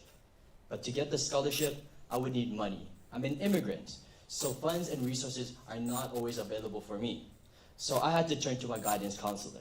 The average caseload in the DOE is one counselor for every 370 students. We interviewed 3 college counselors, and each one confirmed that compiling an accurate scholarship database and distributing them to students is difficult, tedious, and ineffective. If only we had a simple resource to turn to. Aloha everyone, my name is Iolani Sanchez and I'm a rising senior at Parker School in Waimea on the Big Island. It's still summer, but I'm already feeling the stress of senior year with all these upcoming applications and deadlines that I have to complete. What makes it worse is how overwhelmingly monetized this industry has become. So many TikTokers and influencers aim to make content and money off of these stressed high school students. It feels like they're designed to burn us out. They sell courses and guides, promising to have the secret key to getting into the top colleges and getting the best scholarships.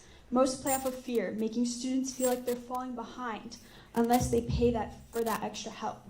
And this is not just me. 74% of students have reported feeling high levels of stress in regard to the college process, according to the Princeton Review. It's turning college admissions into a business instead of something that should be fair and accessible for all. So, how can we address this?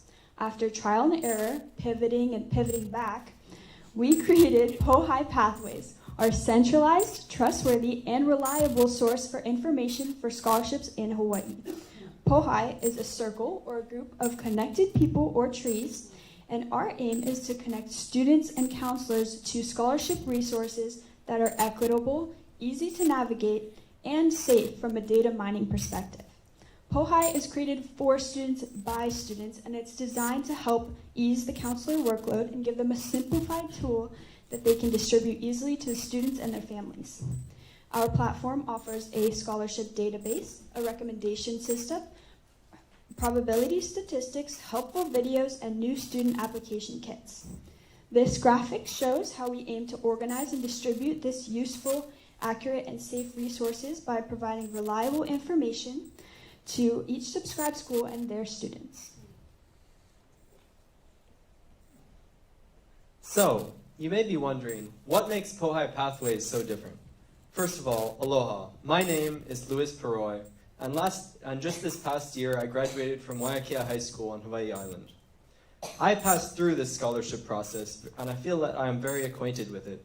From struggling through the far corners of the internet, trying to find any scrap of usable information, to physically printing out an application and turning it into an office in Hilo, where I call home.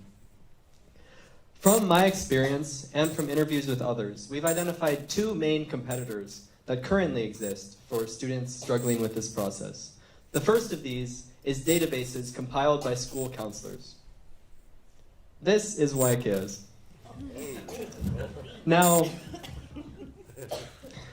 the average high school student spends more than 60 hours finding scholarships and applying to them.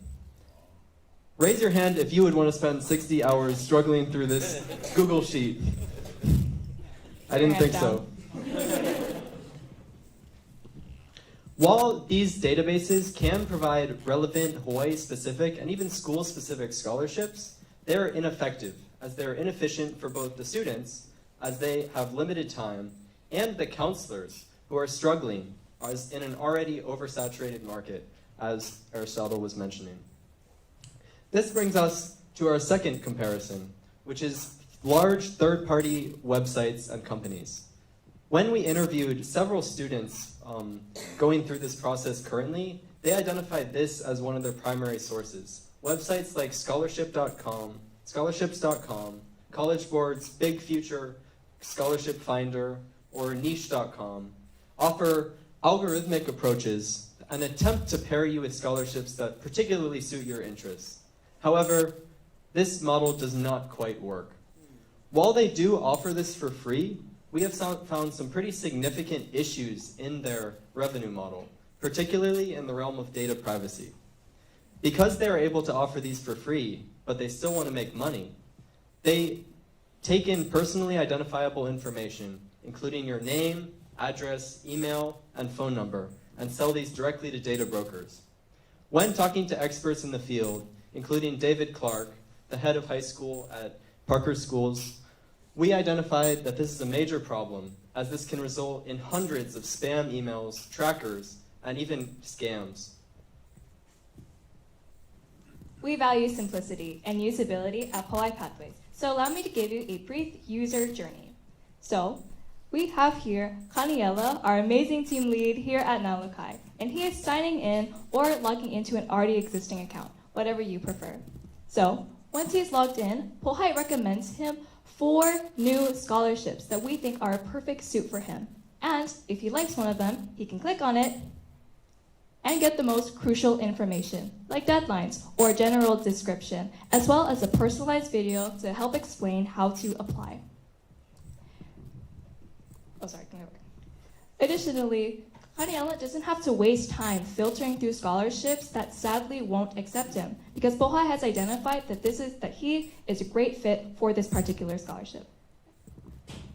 But if he doesn't like any of those, no problem. He can still search for other opportunities within our database. And at any point, if he needs help during the application process, our website also offers help videos that are either general, like how to ask for a letter of recommendation, or specifically tailored to a scholarship. As we did our research, we discovered a bit of a disturbing industry surrounding the scholarship admissions process. TikTokers, private counselors and tutors, and even established companies like the College Board or different test prep companies will intentionally offer programs and information that is designed to scare students, to scare them into buying whatever product they are selling, whether that is a course or a test prep book or anything of the like. We believe this is unethical and frankly disturbing, which is why we opted to go for a model that is completely free for all students using it. Instead, we chose to offer a school subscription model where school administrators will decide to purchase our product on a price base of $12 per learner per year, as well as a $1,500 onboarding fee, which will include courses and programs to support counselors and teachers as they learn our program. So, you might have noticed that we're not wearing shoes. This is intentional. We wanted to showcase our values here at Nalukai Pathways. We wanted to be grounded and connected to our community in order to show that we can build the resources that they actually need.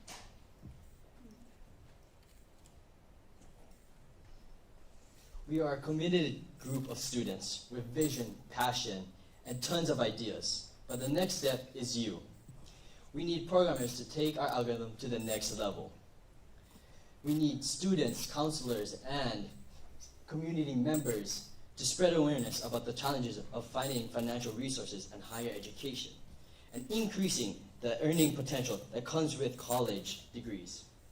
Let's equip counselors with accurate and useful resources for the students, for us. We are Nalukai Pathway.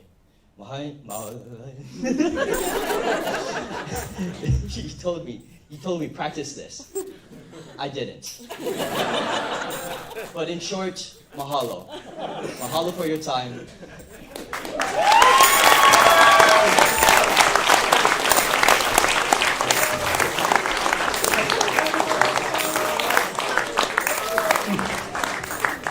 I'd like to break protocol and throw it to the audience first for the first question. Please. Do you guys, how far along are you guys with this project? Because I just had a question about how you guys are planning on finding all the scholarships. Are you guys gonna curate all the scholarships, and have to find it yourselves, or are you gonna talk to counselors about that? How are you planning on figuring that out? Great question. So I'm just going to go back a little bit to our revenue model. So as you can see, instead of choosing to offer just a product line where the school would buy our product once and suddenly have access indefinitely, we chose to go with this sort of subscription model and this $12 per learner per year. And that is in part to really sustain and let us keep a staff that at least in part, as best as we can maintain, as we know that scholarships very often change their deadlines and requirements, as well as as new ones pop up, adding them into our database. Any other questions from the audience? Can you talk? Yeah. Can you talk a little bit about, you said you pivoted away from the solution and then you pivoted back to it. I am so glad you asked this. Okay. If you want to add on, please do. So yes, we briefly mentioned that we pivoted away because at some point we were getting really frustrated with the scholarship issue. Originally, our first solution was to create this sort of organization of where we would be more modeled like a club, and that hit a lot of dead ends because the truth was, thank you, Alan, for bringing up this point, would any of us, okay, let me backtrack.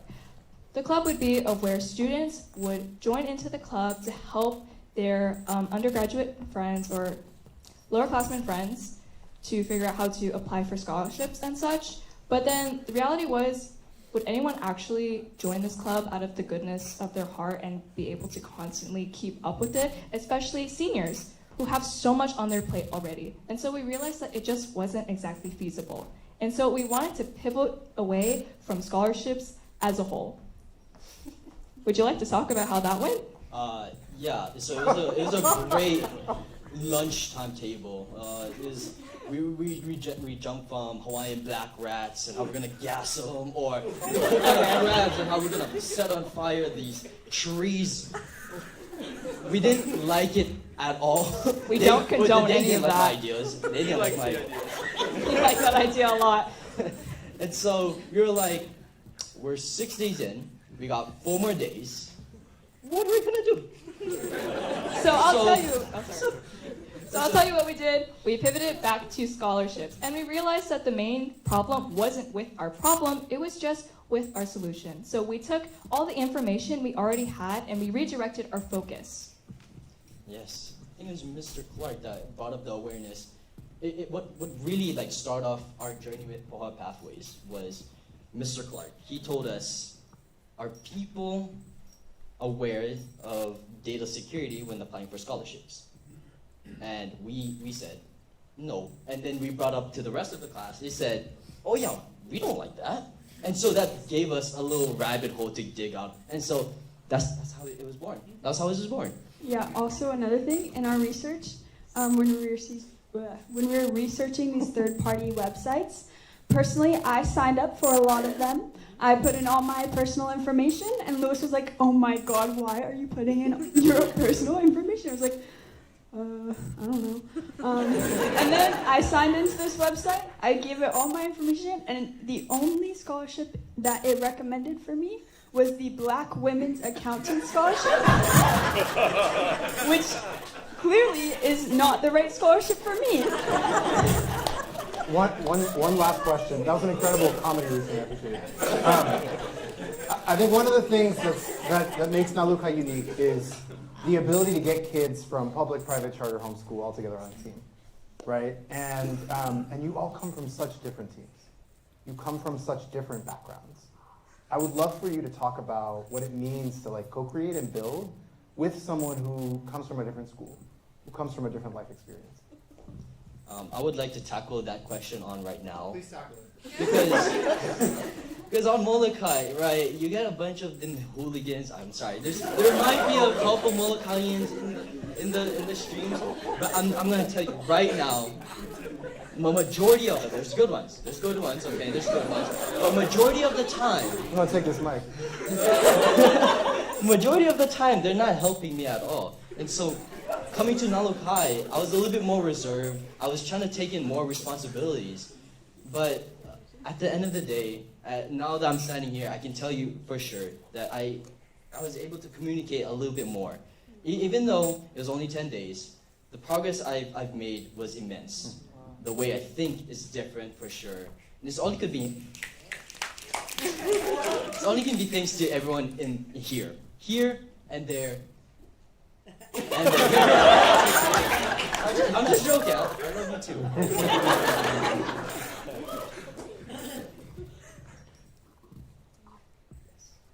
I just like to extend that back to you.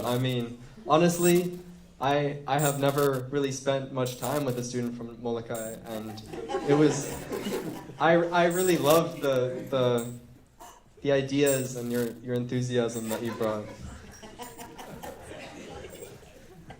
Okay, well, as you can tell, this has been a very interesting and entertaining experience to be working with students from such different backgrounds. But on a serious note, it's really opened my eyes to how different all of our experiences can be, even though like we live on the same island, but we live on opposite sides. I've never seen you once in my entire life, up into Nalukai. But I've learned so much from these people because the truth is, sometimes I get stuck in this echo chamber of hearing the same things within Kona. And so Nalukai has just been really refreshing and really broadened my view of how things are in Hawaii.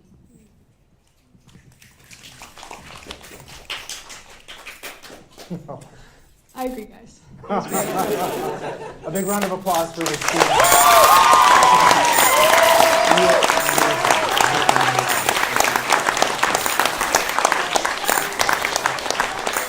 Can I get a huge round of applause for all 7?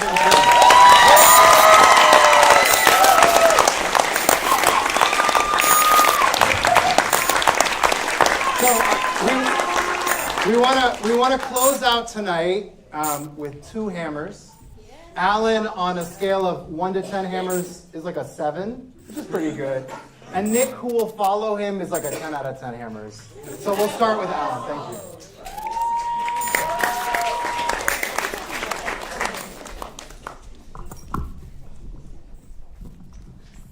Aloha. It's not lost on me that in Oahu, oh my gosh. It's not lost on me that at the gathering place of Oahu, we have convened students, 28 students from 5 islands. Something that just blows my mind when I think about it. Claire and the Board of Trustees here at LT, Jen La'a, Todd Wilson, and the rest of the staff, thank you so much for entrusting us to come into the building as a first group.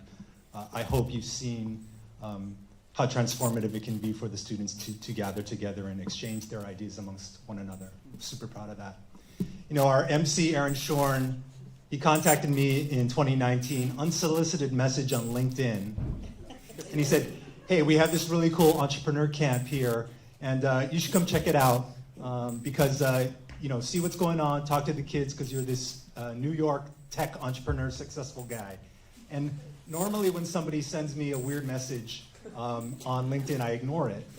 But in this instance, I said, well, I'm going to be home anyway because I'm visiting my folks. So I showed up in person, and to be honest, I didn't really like what I was seeing on that day. Okay. You know, back then, Nalukai felt more like a tech bro camp. Break things fast, try to be the next billion-dollar company, try to be the Uber of something, you know? And I was pretty certain that I wasn't going to show up the next year, but then COVID happened in 2020. And simultaneous to my own thoughts of reevaluation and reassessment, I think Nalukai also started to reconsider what it meant to be in Hawaii as an educational institution. We ask our founders to constantly reevaluate their problems and solutions during camp. And we've asked the same of ourselves. Instead of encouraging founders to quickly move to technological solutions, we now spend several days simply looking at the unique ways the problems manifest themselves in Hawaii.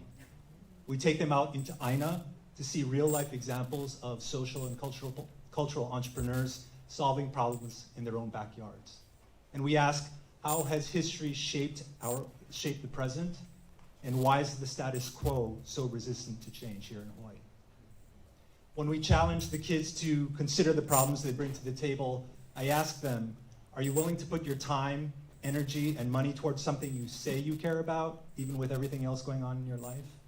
And I realized a few years ago that I cared about Nalukai's potential to shape our collective future here in Hawaii. So I joined the board and became the chair.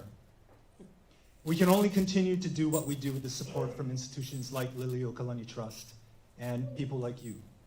What you saw today was a culmination of 9 days, but we think the founders will take the inspiration and creative energy and continue to evolve and make a difference in their own local communities when they go back home. The community you deserve is the community you help build. This is how I end all of my talks with the kids. And I emphasize that I don't build community to be transactional. I build community like this because I want to be surrounded by people like this, like you guys. As we round out our 10th anniversary, we hope you share our vision for the next 10 years. If you're able to make a donation, we're eternally grateful. But mostly, we're just happy that you're here to support this community and celebrate the journey of these incredible founders. Mahalo nui.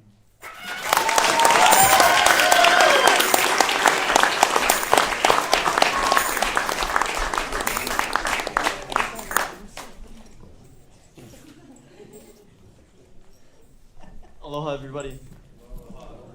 Put the tech bro, the closest thing to a tech bro up here to close it out, huh? Now, let me explain. Tonight is a very full circle moment for me.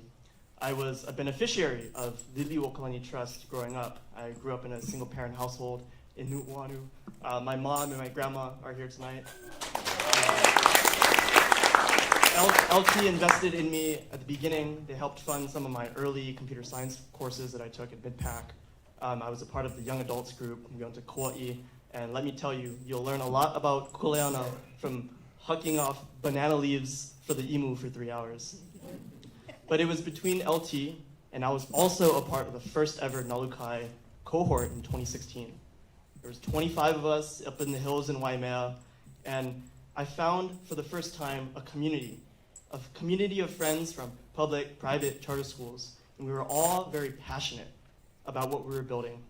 We were a group of photographers, videographers, writers, hackers, designers, and we were in a space for the first time together, collaborating and building whatever the heck we wanted to. And that was really special for me. I'm still very much friends with my Nalukai alumni, and now even the mentors and families that I've made along the way. They're family to me. So I then took what I learned from Nalukai, and I went off to Silicon Valley. I studied computer science and data science at Berkeley, and I'm now working excuse me, at the frontier of artificial intelligence. We're selling to companies like Anthropic and OpenAI and all these guys that you're hearing about AI. But before you write me off as a tech bro, it's much bigger than that. I've learned that the same techniques that we use to build products at the highest level in Silicon Valley can be applied to solve problems here at home. And that is what Nalukai is instilling in our founders years and years earlier than their other peers that will find this in college or even in their career. So now 10 years later, since that first Nalukai cohort, I'm sitting on the board, very fortunate to sit on the board of Nalukai Foundation. I'm back here at home teaching about prototyping, what it means to build from 0 to 1, build, measure, learn, as the founders did and presented beautifully on tonight. And Nalukai is truly building a community of deeply rooted, highly effective leaders in Hawaii, and Hawaii needs more of them. So as a beneficiary of both the Queen and the Princess, Bernice Pohi Bishop, as well as Nalukai, I have a deep connection to home and the problems that we're all facing. And Nalukai has equipped us, me and the founders here, and many 300 plus founders now, with the frameworks to identify problems very specifically and build it very intentionally around these problems that we face in Hawaii. Nalukai is very much a va'a. Nalukai meaning is to weather the storms, weather the sea, and very much so like Onipa'a, the Queen's motto, steadfast.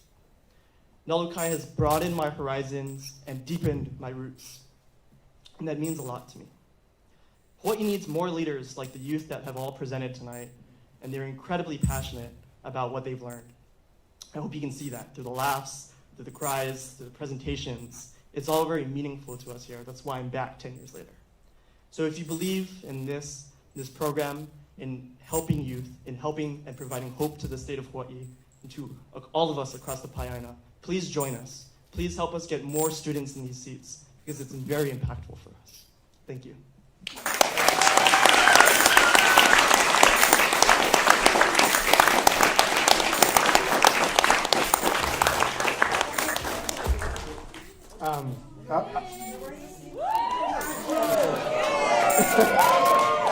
The shirt was created by Kolo Ikeau Anthony, a Nalukai alum who now works at Sig Zane.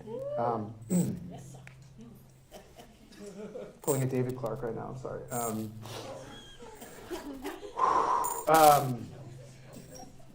We were founded to connect youth In over 10 years we have. We're honored to do this work. If you loved what you saw, we'd love to end this with some Nalukai snaps for these friends. Enjoy some food. Please go up to these wonderful teenagers, ask them questions, grill them, make them cry with joy and sadness. Thank you so much for being here.